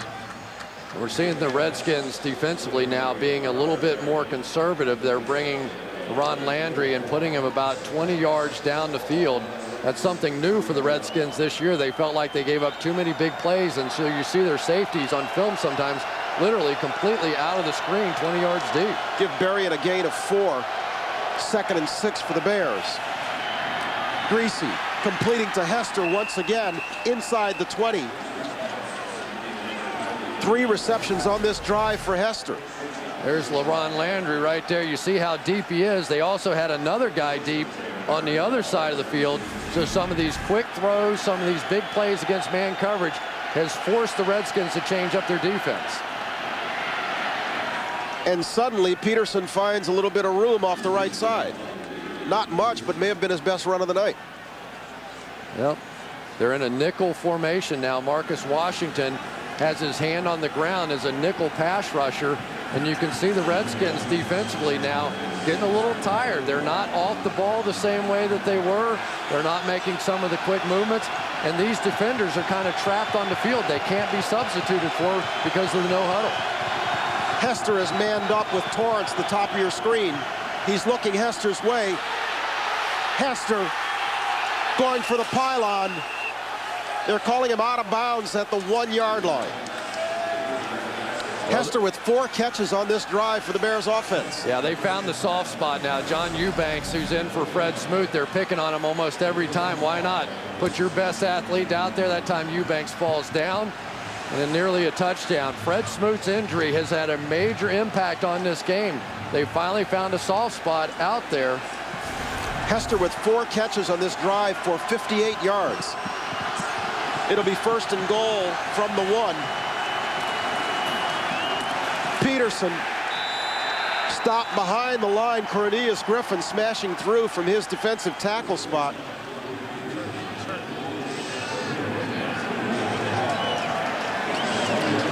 Looks like a loss of 3. Cornelius Griffin is just going to run right through Terrence Metcalf there. Now, I think Metcalf was trying to pull around on that play, and when Griffin slanted inside, he just completely destroyed it.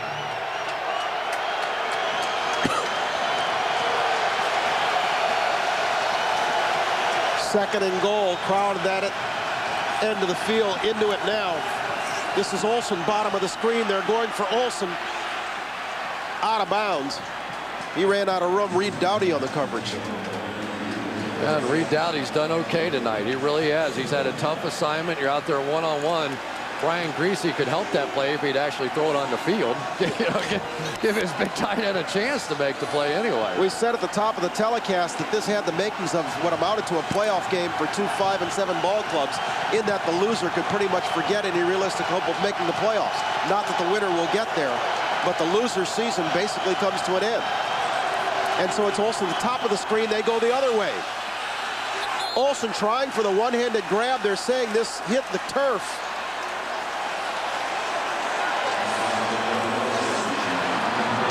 Hard to tell if Olsen had a hand under that to keep it alive or not, but he's not arguing too much. Let's take a look. It looked like it hit the ground. It did. and Greg Olsen was signaling for the ball. You saw him slap his hip, showing Greasy that I've got this guy one-on-one out here, throw it out. But the defender made a nice jam at the line of scrimmage, threw the timing off. Big play there by the Redskins. The defender was Lee Torrance on that play, and so Robbie Gould will come on for what amounts to pretty much an extra point. He made his last one from 30 yards out, and this one is good. And the Bears creep 3 points closer with 6:48 to play in our ball game in regulation. The Redskins leading the Bears 17-13. And they come away empty. Well, the killer was the Peterson run, which Cornelius Griffin made a great play on, but when they lost 3 on first down, the die was pretty much cast. And so the Bears and the Redskins have traded field goals here in the last few moments. Rock Cartwright will bring this one back to almost the 30-yard line, where the Redskins will come on and try to eat up some clock. With 6:43 to play in regulation, they're leading by 4. We'll be right in. One last time. Your brother Chuck. Charles. His wife Lisa was on Jeopardy. But don't talk about that. Ooh, the change jingler. Uncle Phil. And your dad ex-cop. Perfect. Yeah? Let's go. Mr. Oliver. Adam, I've heard so much about you. You don't mind if I give you a little... I'm sorry. I miss it. Anyway. NFL Network addict. Me too. Atta baby. Redskins going to try to eat up some clock now, you would think. Collins is going to throw instead. And Collins is going to complete it to Santana Moss. So he gets pushed out of bounds just past the 45-yard line. Go figure. This is just all protection. Again, they get the clear route on the outside, and you're going to see Santana Moss work the next intermediate level. Chris Cooley comes in the underneath level, but none of that can work unless you're able to sit back in the pocket, have time. So this Redskins offensive line has been getting the job done as of late as the Bears pass rush begins to slow down.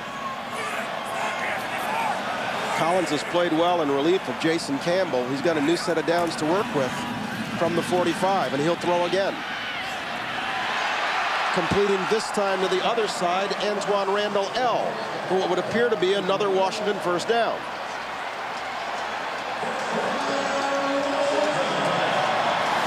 The key to Joe Gibbs' system is that he loves to leave in extra guys to block. Here they have 3 different guys in the backfield to help out in protection. And as Todd Collins steps up, you can see the pocket all day to throw the ball. Doesn't allow you many guys down the field, but right now their receivers are winning the battles. They'll run it this time with Clinton Portis, and he'll get him halfway to another first down. Mark Anderson with the stop. We haven't heard a lot from Brian Urlacher tonight, have we? No, and this we've called his name very seldom. This has been a bit of a down year this season for Brian Urlacher. Not that he hasn't made plays, not that he doesn't have over 100 tackles, all those things, but we haven't seen the spectacular plays. You think back to the plays he made in the Super Bowl this past season. He was just spectacular. 4 tackles on the evening. It's not a bad night, but it's not an Urlacher night. It's not an Urlacher night. You're right. But he has been banged up. He's had some back difficulties. He's had some leg difficulties. So much so that Lovey said he was going to be a game-time decision. We all knew he would play. But he's playing hurt. Redskins going to be left with 3rd and at least 3. Hunter Hillenmeyer in on the stop there. It's kind of interesting to me that the Redskins, when they do choose to run, are choosing to run to the right side behind the rookies Stephen Heyer and Jason Fabini, who's back in the game. They're on their 3rd right tackle now, and of course Randy Thomas was supposed to play, started earlier tonight, and then ended up out of the game. But that's the inexperienced side of this line, but that's where they're going. You would think they'd follow behind Samuels. Well, except that sometimes the defenses know that too and overshift that way. Collins trying to keep the drive alive. He will with the completion to Antoine Randall L. And he's stopped by McGowan at the 20. Check that. Danielle Manning with the stop. They go for the inside release there, and you can see he got picked. That Ricky Manning is going to get picked essentially by his own guy. I don't think that's a pick play. I don't think it's an illegal play. You just have the sort of the old Indianapolis Colts play where you send one guy up the field, you bring the other guy underneath that, and you end up with a big play. Sometimes in man coverage, those defenders will just pick each other off the ball. The Bears have called a timeout first of the second half. Meanwhile, Collins has put together a fine ball game. Unofficially, Todd Collins in relief of Campbell, 14 of 19 for 208 yards and 1 touchdown. Not bad for a guy who hadn't played since 2005. Well, he knows the system. He knows Al Saunders well. Saunders wanted him as the backup quarterback. Remember, Mark Brunell is sitting over there on the bench. And yet Todd Collins, they've had confidence in him to be the backup. And tonight you're finding out why. Protection, protection, protection, though. That's really been the key here as we've gone down the stretch. And so the Redskins get a new set of downs with just 3:38 remaining in regulation.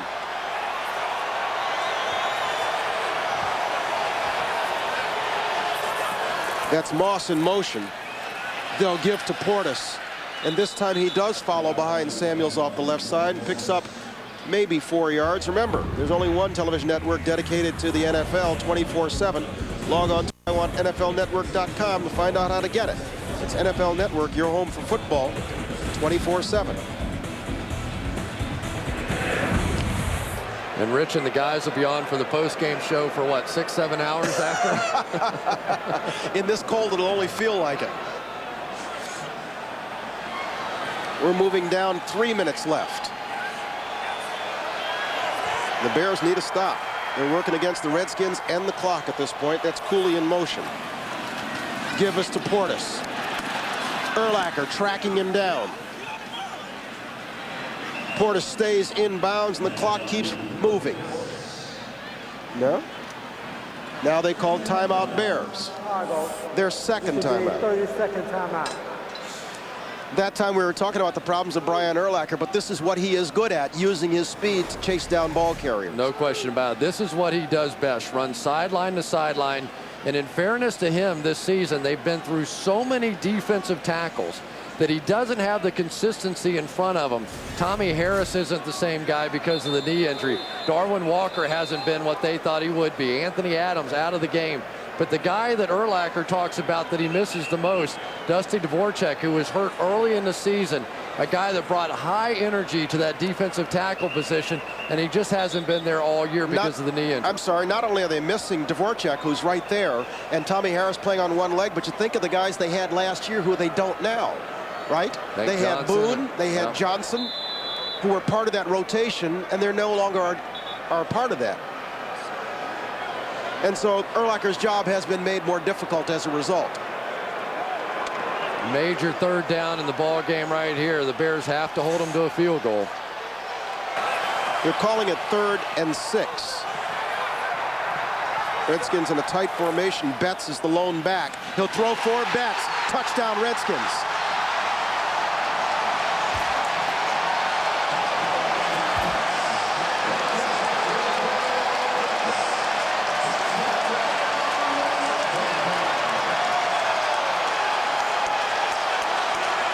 Well, the Bears come with a zone blitz that time, and they get burned. They drop Tommy Harris, a defensive lineman, back into coverage right here.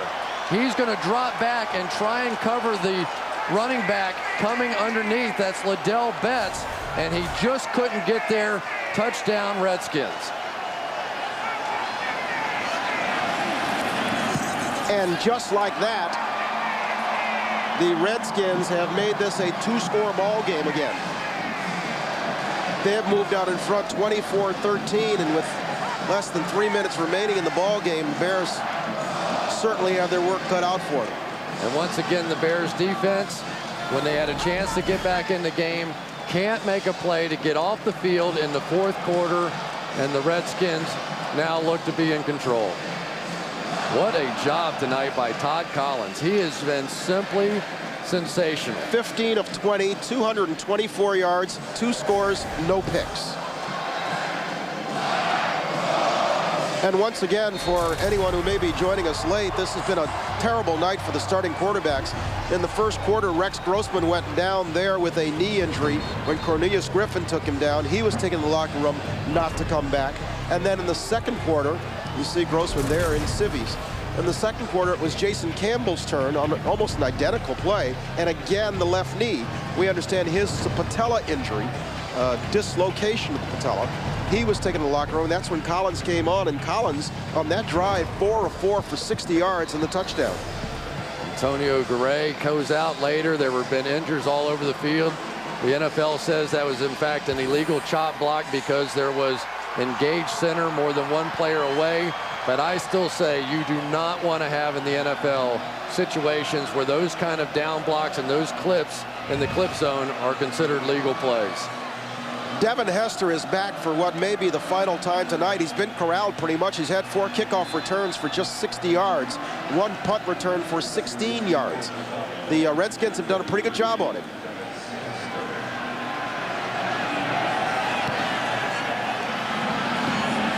This one will go out of bounds at the 19, and the Bears will take over at the 40. Well, let's give a little credit, though. Even though that one finally went out of bounds, that's the first kickoff we've seen go out of bounds. Danny Smith, the special teams coach here, has just done a marvelous job. They have done a number, been conservative. They haven't directly kicked to them very often, but this special teams have just been masterful tonight, or maybe the difference. You know, every now and then you get handed a note that makes you stop and laugh about it. Yes, I just got one that Collins is having his best game this century. Well, he hadn't thrown for 2 touchdowns since 1997. And so it is his best this century. I like that one. Just 2:41 to play. Greasy's got a lot of work ahead of him. This is Garrett Wolf. Has a first down into Redskin territory, but that's not going to get it done. You know, if you don't have an offense that's going to be able to run the ball effectively, why not a guy like Garrett Wolf? We've seen him make some small moves in the hole, and small running backs are kind of in vogue in the league right now because of their quickness. He's a Warwick Dunn, Brian Westbrook type. We've got a flag again. False start. Offense. Boy, the Bears have been sloppy all night. 5-yard penalty. Still first down.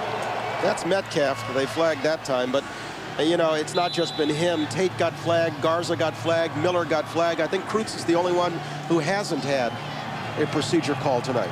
You know, I just can't get over watching the Bears defense. I got so used to them last year being so dominant in so many key situations, and time after time this year, the people are just going down the field on it. Greasy will screen again to Wolf. He's got Kreutz in front of him, and Wolf spins his way past the 40 to the 38-yard line. Ludden and Fletcher making tackles all over the field. That's going to get us to the 2-minute warning. We'll take the break with them. The Bears are trailing by 11. It's the Redskins 24, the Bears 13. We're back in a moment. Thursday Night Football on NFL Network is brought to you by Miller Lite. For award-winning taste, there's no debate. Good call. IBM. When you're ready to stop talking innovation and start doing, call IBM. Joe Gibbs has not lost 5 games in succession since he first became a head coach. He lost his first 5, and the team then got a win and went on to finish 8-8. He had lost 4 in a row coming into tonight. It looks like he's going to snap it right here. You take a look at their remaining schedule. They are going to go up to the Meadowlands to play the Giants, and then it's on to Minnesota to play the Vikings, and they'll finish up at home against the Cowboys. And so if the Redskins win out, do they have a chance? If they win out? Yeah. Absolutely. That's a pretty tough looking schedule, though. At the Giants, at Minnesota, the Vikings. You don't like their chances? They're not going to. I mean, you want me to give you an honest answer? That's no. Okay. That's all I ever looked for. Yeah, no, I don't think so. I think that schedule's too tough. In truth, these two teams here tonight, based upon the performance of the teams on their schedules this year, they are tied with Denver for the toughest schedule in the league. The Bears and the Redskins have had the hardest way to go. And so it doesn't get any easier for Washington after tonight. 3rd and 1. Greasy completes it to Muhammad on the near side. He manages to get out of bounds and stop the clock with 1:50 remaining to play. You know, the one interesting question, though, on that schedule is, will Dallas play? In the last game, do they play their starters or do they rest people? So still those 2 road games awfully tough at New York and at Minnesota. Well, get this. Fred Smoot is checked back into the ball game after missing most of the second half. He's lined up at the top of the screen, man up on Bernard Berrien.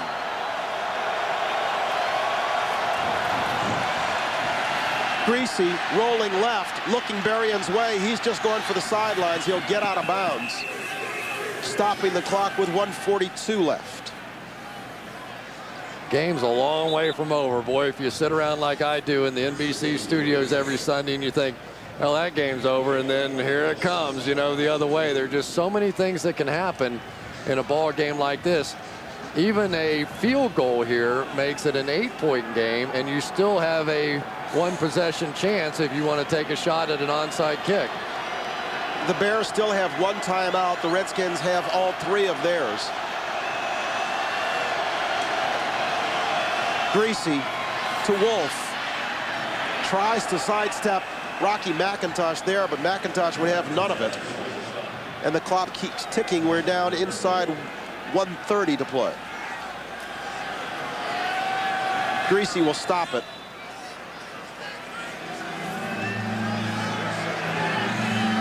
Garrett Wolf, not a very big guy at 5'7". Well, you know, that was Rocky McIntosh kind of just grabbed him with one hand on that one, didn't he? And you know, I'm a Chicago. Come back here. I was raised in Chicago, and I had to laugh as I was looking at Garrett's bio. He went to Fenwick High School, and as a freshman, he was the Rookie of the Year. You know how big he was? No. 4'10", 85 pounds. Take it on, baby. Not 185, 85. He is obviously a stud. 4'10", 85 pounds. Getting it done. Played for the Fenwick Friars. Greasy throwing to the end zone, in and out of the hands of LaRon Landry. He was going for Desmond Clark. Well, that's 2 tonight. Landry almost had. Yeah, he's had a couple of opportunities. He's learning to play that free safety position. It looked like Clark was going to have an opening for a moment, and then LaRon Landry with that great 4.3 speed of his. Remember, he was the 6th player picked in the draft this year. There's part of the reason why, and well, you just wonder where they would be right now if they didn't draft him. 3rd and 10. We're down to 1:19 to play. Greasy steps up this side. That's Hester. A little juke gets him out of bounds. Perhaps just shy of the marker.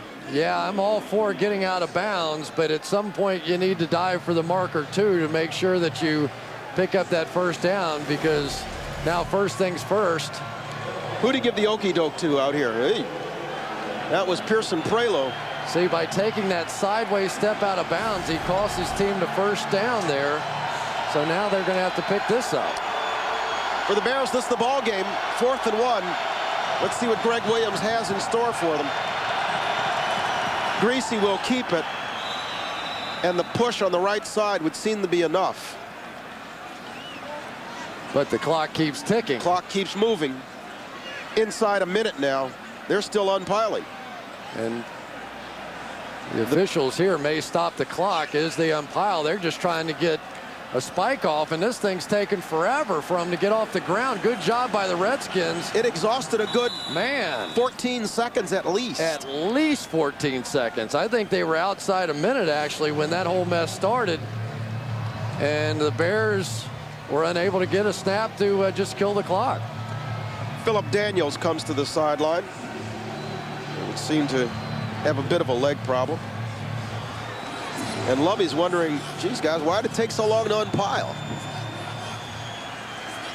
Have to take your shots in the end zone now. This has to happen here relatively quickly. You have to leave yourself time for an onside kick and a few plays after that. 2nd and goal.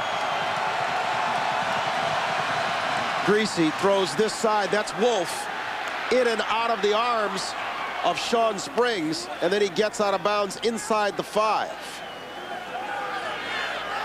I like Garrett Wolf. I think he creates some cheap offense for this team that desperately needs it. You know, I don't think he's going to be a great between the tackles kind of runner, but he's a little stronger maybe than you think, and looks like extremely competitive kind of guy that wants the ball in his hands in tough situations. We have just 37 seconds left. They've got to go to the end zone here if they're going to have any chance of even doing anything should they recover an onside kick. Greasy will throw. Tried to sandwich this one in, but it was Fred Smoot getting there. tried to squeeze that one into Bernard Berrien. It's one of the changes that have happened, and they're going to come out with the field goal unit here. And I think this is the right move. It's a 2-score game anyway, so you might as well take your shot here. Hopefully get the ball back, try a couple of Hail Marys. Robbie Gould, this is just about automatic for him. This isn't much more than an extra point. It'll be a 22-yard attempt. He's made from 30 and 22 tonight. The one he tried from 48 was blocked. And this one's good. And so with that, the Bears have made it a 1-score ball game. They've climbed to within 24-16, but the clock is very much against them. Just 30 seconds left to play in regulation. Don't forget, after us, it's the Home Depot post-game show. Rich, Dion, Mooch, and Marshall will join us for highlights, analysis. We're sure they'll have some post-game interviews as well. Maybe we'll have an update on the condition of many of the players who have gone down tonight. Rex Grossman, Jason Campbell, for a time, Chris Cooley, Antonio Garay, Fred Smoot, Clinton Portis. Everybody's been chased to the sidelines. Philip Daniels was the most recent one, but we've got to believe that 3 of the injuries are of the serious nature. Well, Garay, Campbell, and Grossman. The good news is for these players, after such an emotional time for the Washington Redskins and such a short week for both teams, they will get some time off after this. You know, you get 10 days late in the season, and that's a wonderful thing, too. They probably would get the next 4 or 5 days off, completely get away from football, have a chance to go home and grieve probably in the proper way for a lot of these Redskins, but a lot of the Bears players as well. You know, a lot of these guys went to the funeral, too. Yeah, in fact, we had 6 Miami products out here tonight. On the Redskins side, Portis, McIntosh, and Moss. And on the Bears side, Olsen, Hester, and they had one more, but who was not dressed. That would have been Darryl McClover. And so we know the drill here. It's got to go 10 yards. Bears will try to recover it. It takes the skip, and it bounces out of bounds on the Redskins sidelines. Looked like it skipped right through the legs of Mike Sellers. It did. Right through the 5-hole. I don't think it touched anybody, did it? Look at right through the wickets. Free kick out of bounds, untouched by the kicking team. It'll be Washington's ball at the spot where the ball went out of bounds. First down. Well, that's as good as jumping on it and getting drilled. Let's see if it is indeed Sellers, and it goes right through the wickets. Here he is. Get the hands down. You know, they kept waiting for that next bounce. You know, usually it rolls and rolls and rolls and then eventually shoots in the air. That one never did. That's a really unusual kick for an onside kick. You were on the hands team with Cincinnati, weren't you? Oh, I hated that team. That was the all-time worst. Well, congratulations to Joe Gibbs and the Washington Redskins with all they've endured over this past week. He found a way to piece this team back together. They came out fighting and got it done tonight. Look at that, though, will you? They win the ball game despite losing their quarterback and despite rushing for only 31 yards. The fewest yards of a Joe Gibbs team in a ball game. 2 of the classiest men in the league right there meeting at midfield. Lovie Smith and Joe Gibbs. Oh, about as good as it gets. And how about Todd Collins as the unlikely savior of the night? 15 of 20 for 224 yards and 2 scores. The Redskins are a winner, 24-16. We'll take a break, and when we come back, we'll hear from Collins down on the field. He's with our Adam Schefter, and we'll get to it right after this.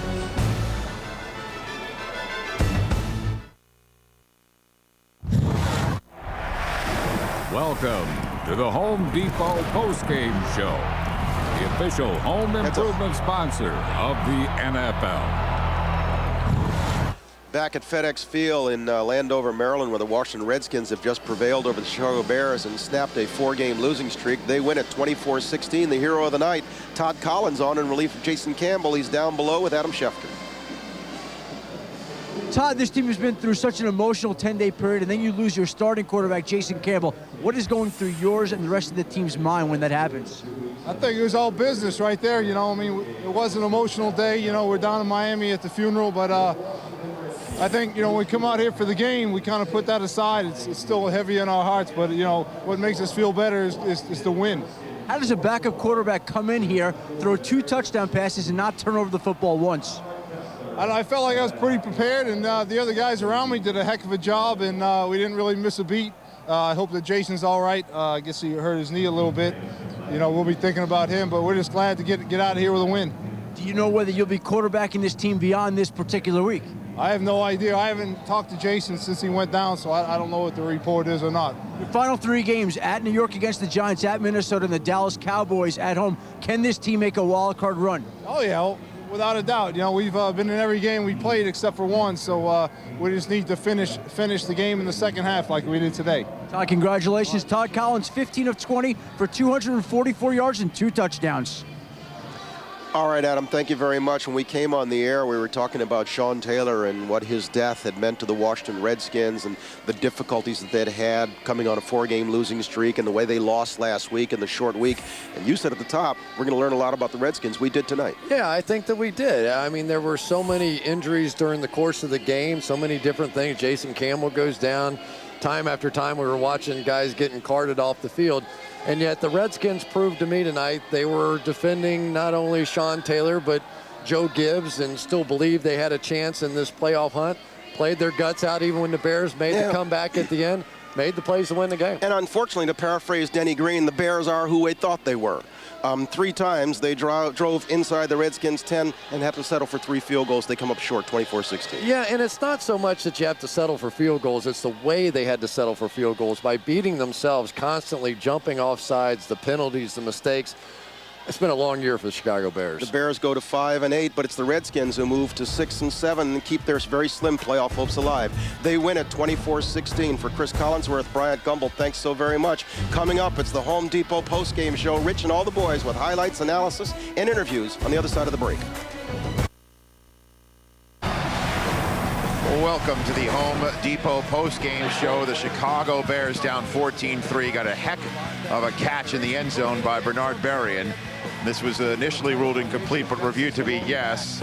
And then Liddell Betts puts the game away as Todd Collins comes in and throws a couple of touchdowns in place of the Jason Campbell, who, like Rex Grossman, went out with a knee injury in this ball game. And the Washington Redskins are the 5-7 team that emerges with some hope at 6-7 in this NFC playoff race, while the Chicago Bears fall to 5-8, and we all sort of sensed it for the last few weeks.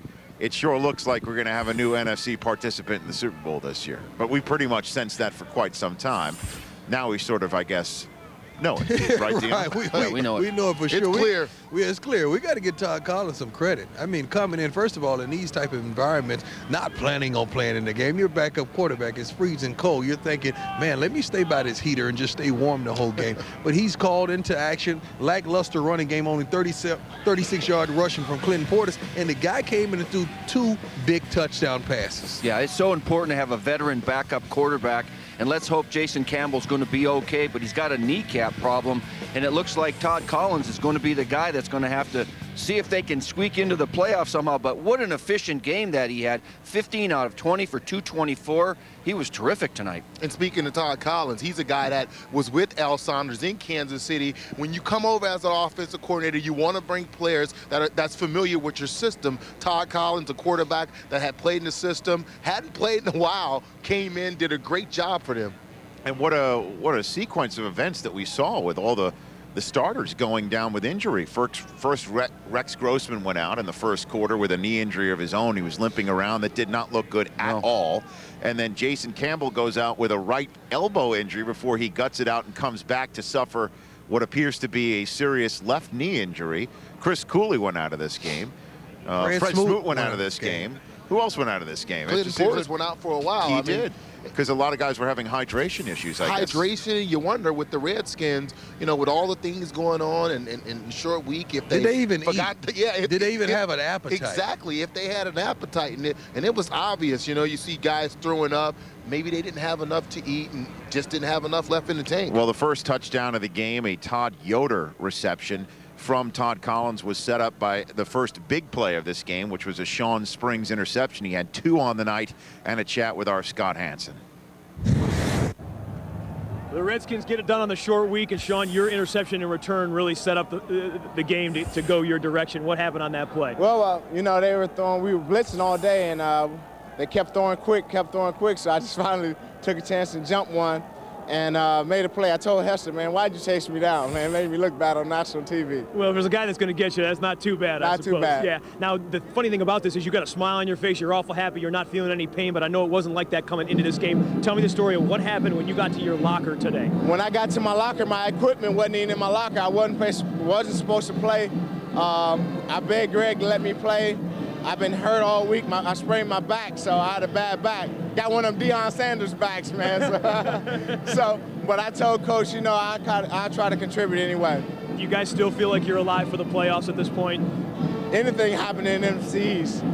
NFC, we still have Minnesota to play, and we hopefully play the Giants in Dallas the same way we played tonight, so we'll see. How big of a loss if Jason Campbell's gone for very long?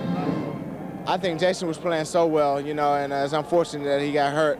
And hopefully Todd can step right in and carry us down the stretch. Well, Jason's a winner as well as the Redskins tonight, though, overall. Yeah. And it was cold out here tonight. Oh, it was frosty. But, hey, I know you're feeling warm right now. Go and enjoy and celebrate with your team. All right, thank you. Sean Springs. Guys, back to you. Redskins snap a 4-game losing streak.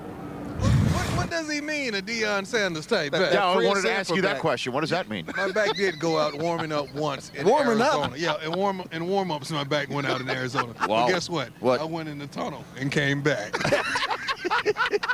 So Sean Springs obviously remembers that. Yes, he recalls it. You know, I got to moment. give him a lot of credit. For a guy not expected to play, he paid dividends. Not only his interceptions, with Greg Williams, his play calling. Marshall was alluding to it in the back. I think 8 straight calls was an all-out blitz, 0 coverage, which means no safety in the middle, and these corners are on an island, one-on-one, and they came through. Because of that, the Bears thrown a lot of 3-step drops, and he broke on it, read the quarterback's drop very well, picked it off, led to a touchdown. Yeah, that first one that you saw was the one that led to the touchdown, and then that second one was right before the end of the half that ended the Bears' chances at all of trying to get points on the board before the half. And then I guess this was the theme of the night, are guys that weren't expecting to play that came on and had to step up, and it was the Redskins who had more of those than the Chicago Bears, who fall to 5-8 in their title defense of the National Football Conference. The Redskins are now 6-7. We'll return from FedEx Field, taking to some press conference as the Home Depot post-game show rolls on. And Brian Greasy came into the game and flung it around the yard 45 times, and he's at the podium right now.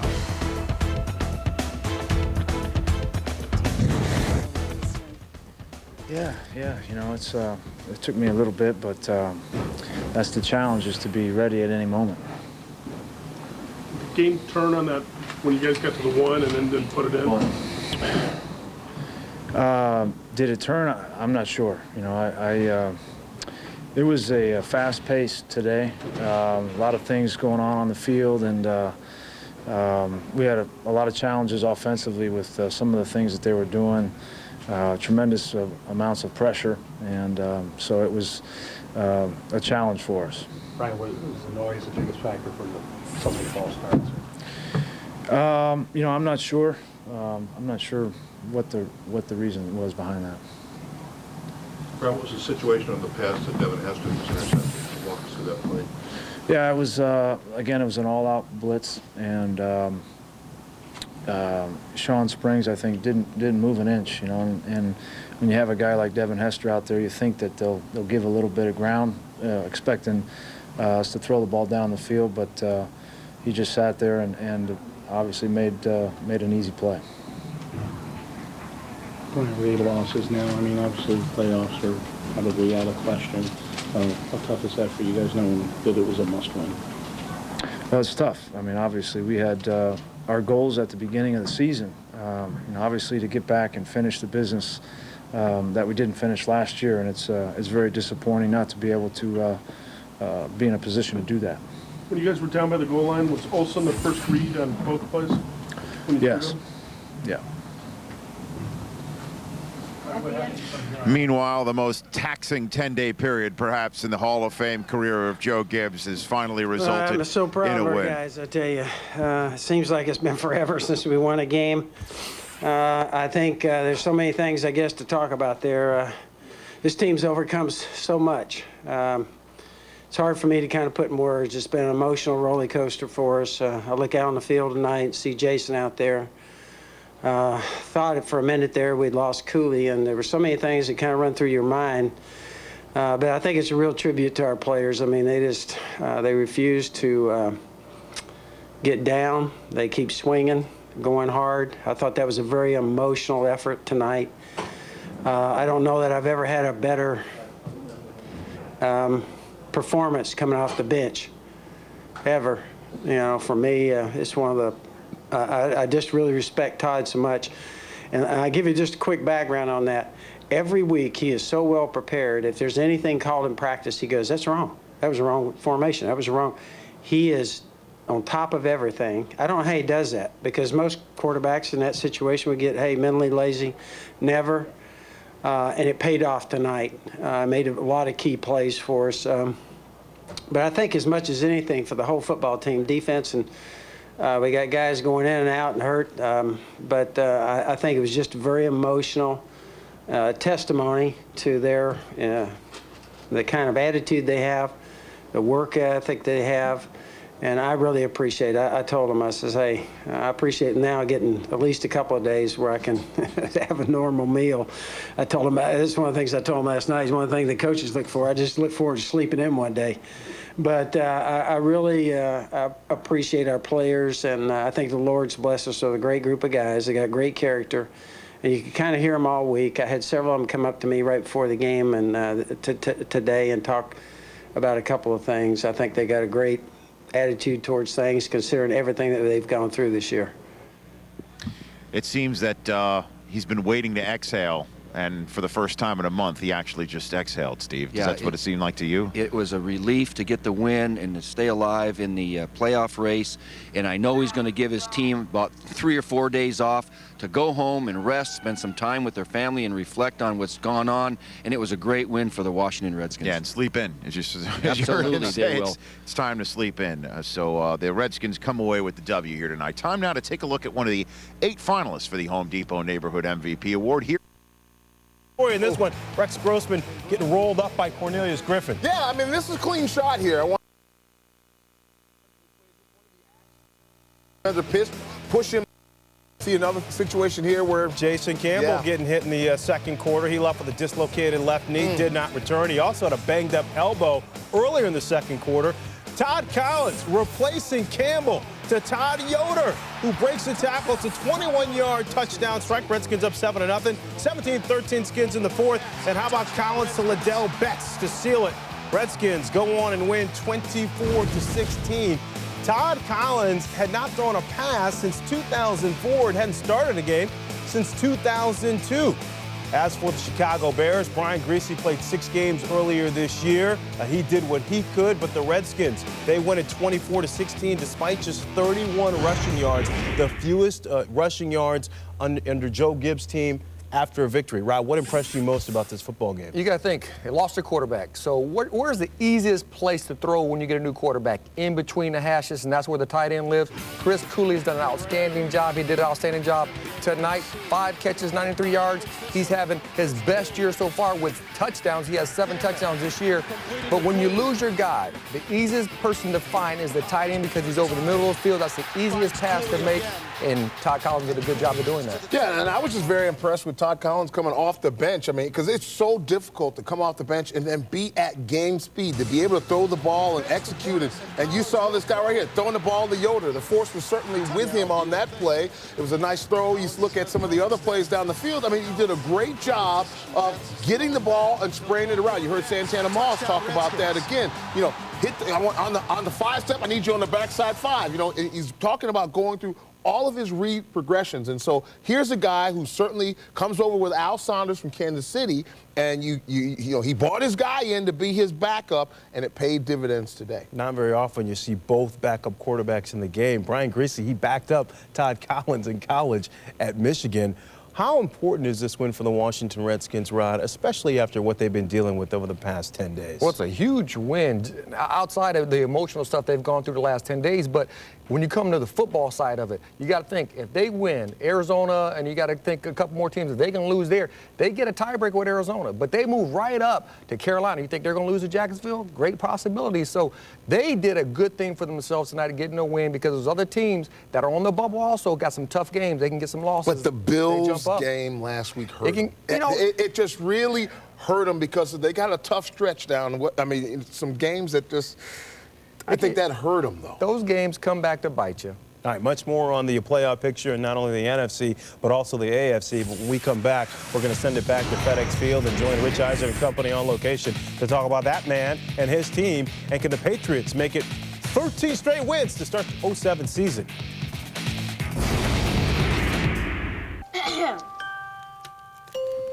'Twas the night before Christmas, and Mom didn't know that Dad's right behind her with a box and a bow. This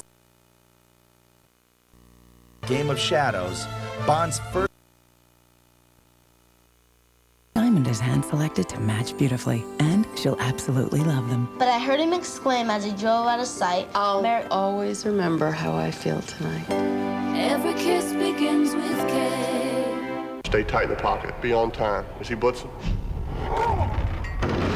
3 seconds until sack. Work your eyes to the left. Stare down that safety. Off the mic. What's the corner doing? FC or what? 2 seconds until sack. We need this one. Looking for Harrison. Harrison's completely covered. 1 second until sack. Who's breaking free? Who's breaking hot? Who's more hot?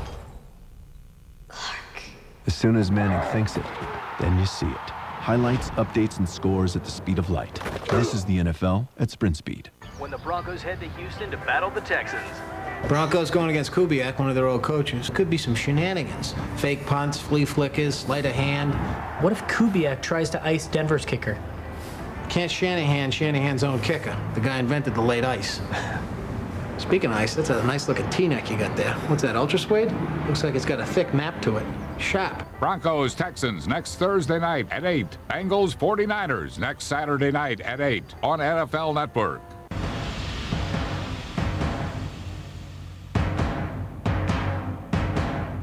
We knew in that huddle there was a group destined to apply the kind of pressure that had not been seen before.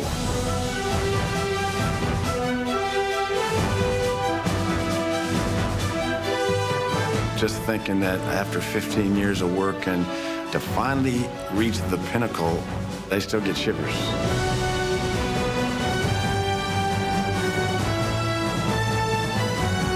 I turned around, Lauren says, "Daddy, we're world champions."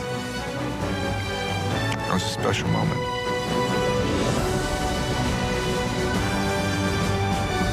The same 3 words always come out when I look at it. We did it. We did it.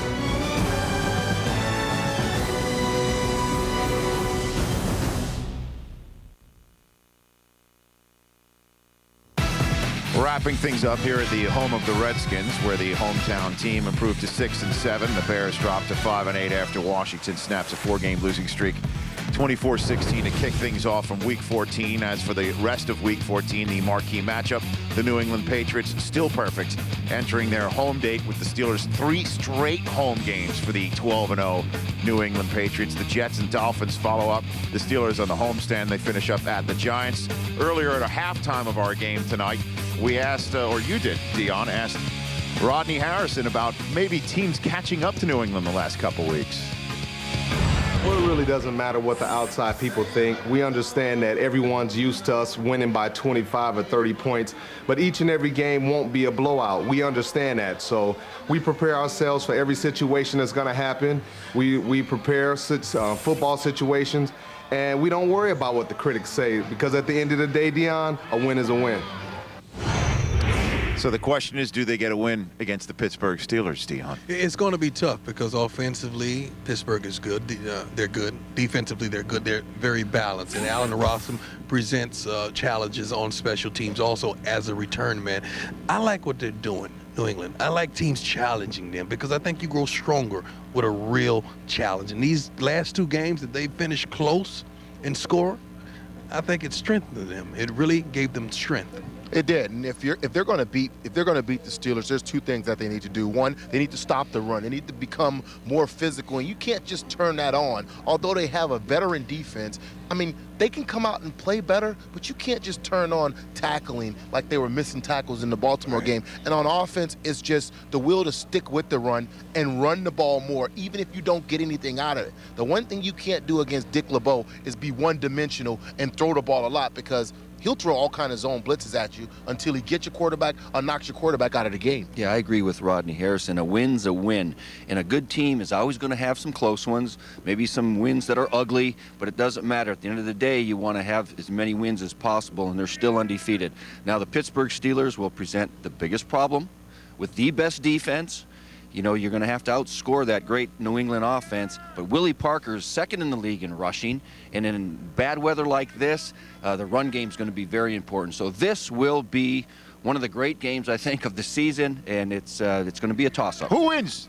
Who wins? Wait a minute. With inclement weather. I demand to know a winner. With inclement weather. If it's just a wintry mix. What if it's like this? What if it's like this? A wintry mix? Forget a wintry mix. Who wins this game? Who wins it? We got to predict already? Yeah. I'm not putting mine on the table already. You got to tune back in there. Game day. All right. We get tuned back in for game day. And hey, listen, I feel like Jack Nicholson at the end of The Shining sitting out here. And you, Steve Mariucci, went the entire night without gloves. No, he cheated. What do you mean he cheated? Pull that out your pocket. See what I'm saying? Oh, you had the little hand warmers. You cheated. Huh? That ain't right. A win's a win. Oh, fantastic. Good news is next week we're in a dome, and good news for everybody is the games are coming fast and furiously, coming to the clip next 2 weeks. Broncos at Texans, our next game. Then we're in San Francisco. Bengals at Niners. Steelers at Rams. Going to be a special night for you, Marshall Faulk. Cowboys at Panthers. And then maybe the Patriots go for perfection against the Giants. But that's it from FedEx Field. Hi, nice to meet you.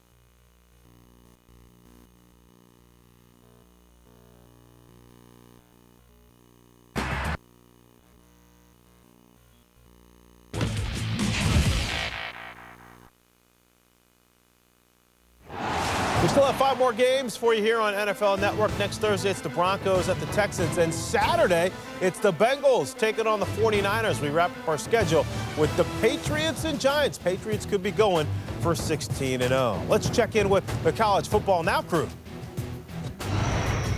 We'll get you back to NFL Total Access in just a moment, but first we want to take a sneak peek to the Rose Bowl, USC against Illinois. And Mike, a lot of people don't think Illinois should be there. That's not the point. What we want to talk about is Juice Williams going to give that SC defense some real problems. You know, Paul, I think it's a very similar challenge that the University of Oregon presented. Remember, they had Dennis Dixon, who might be a better quarterback overall than Juice Williams, but Juice Williams is highly athletic. And then Oregon, of course, had Jonathan Stewart at tailback. Well, Illinois has Rashard Mendenhall. He averages 127 yards a game.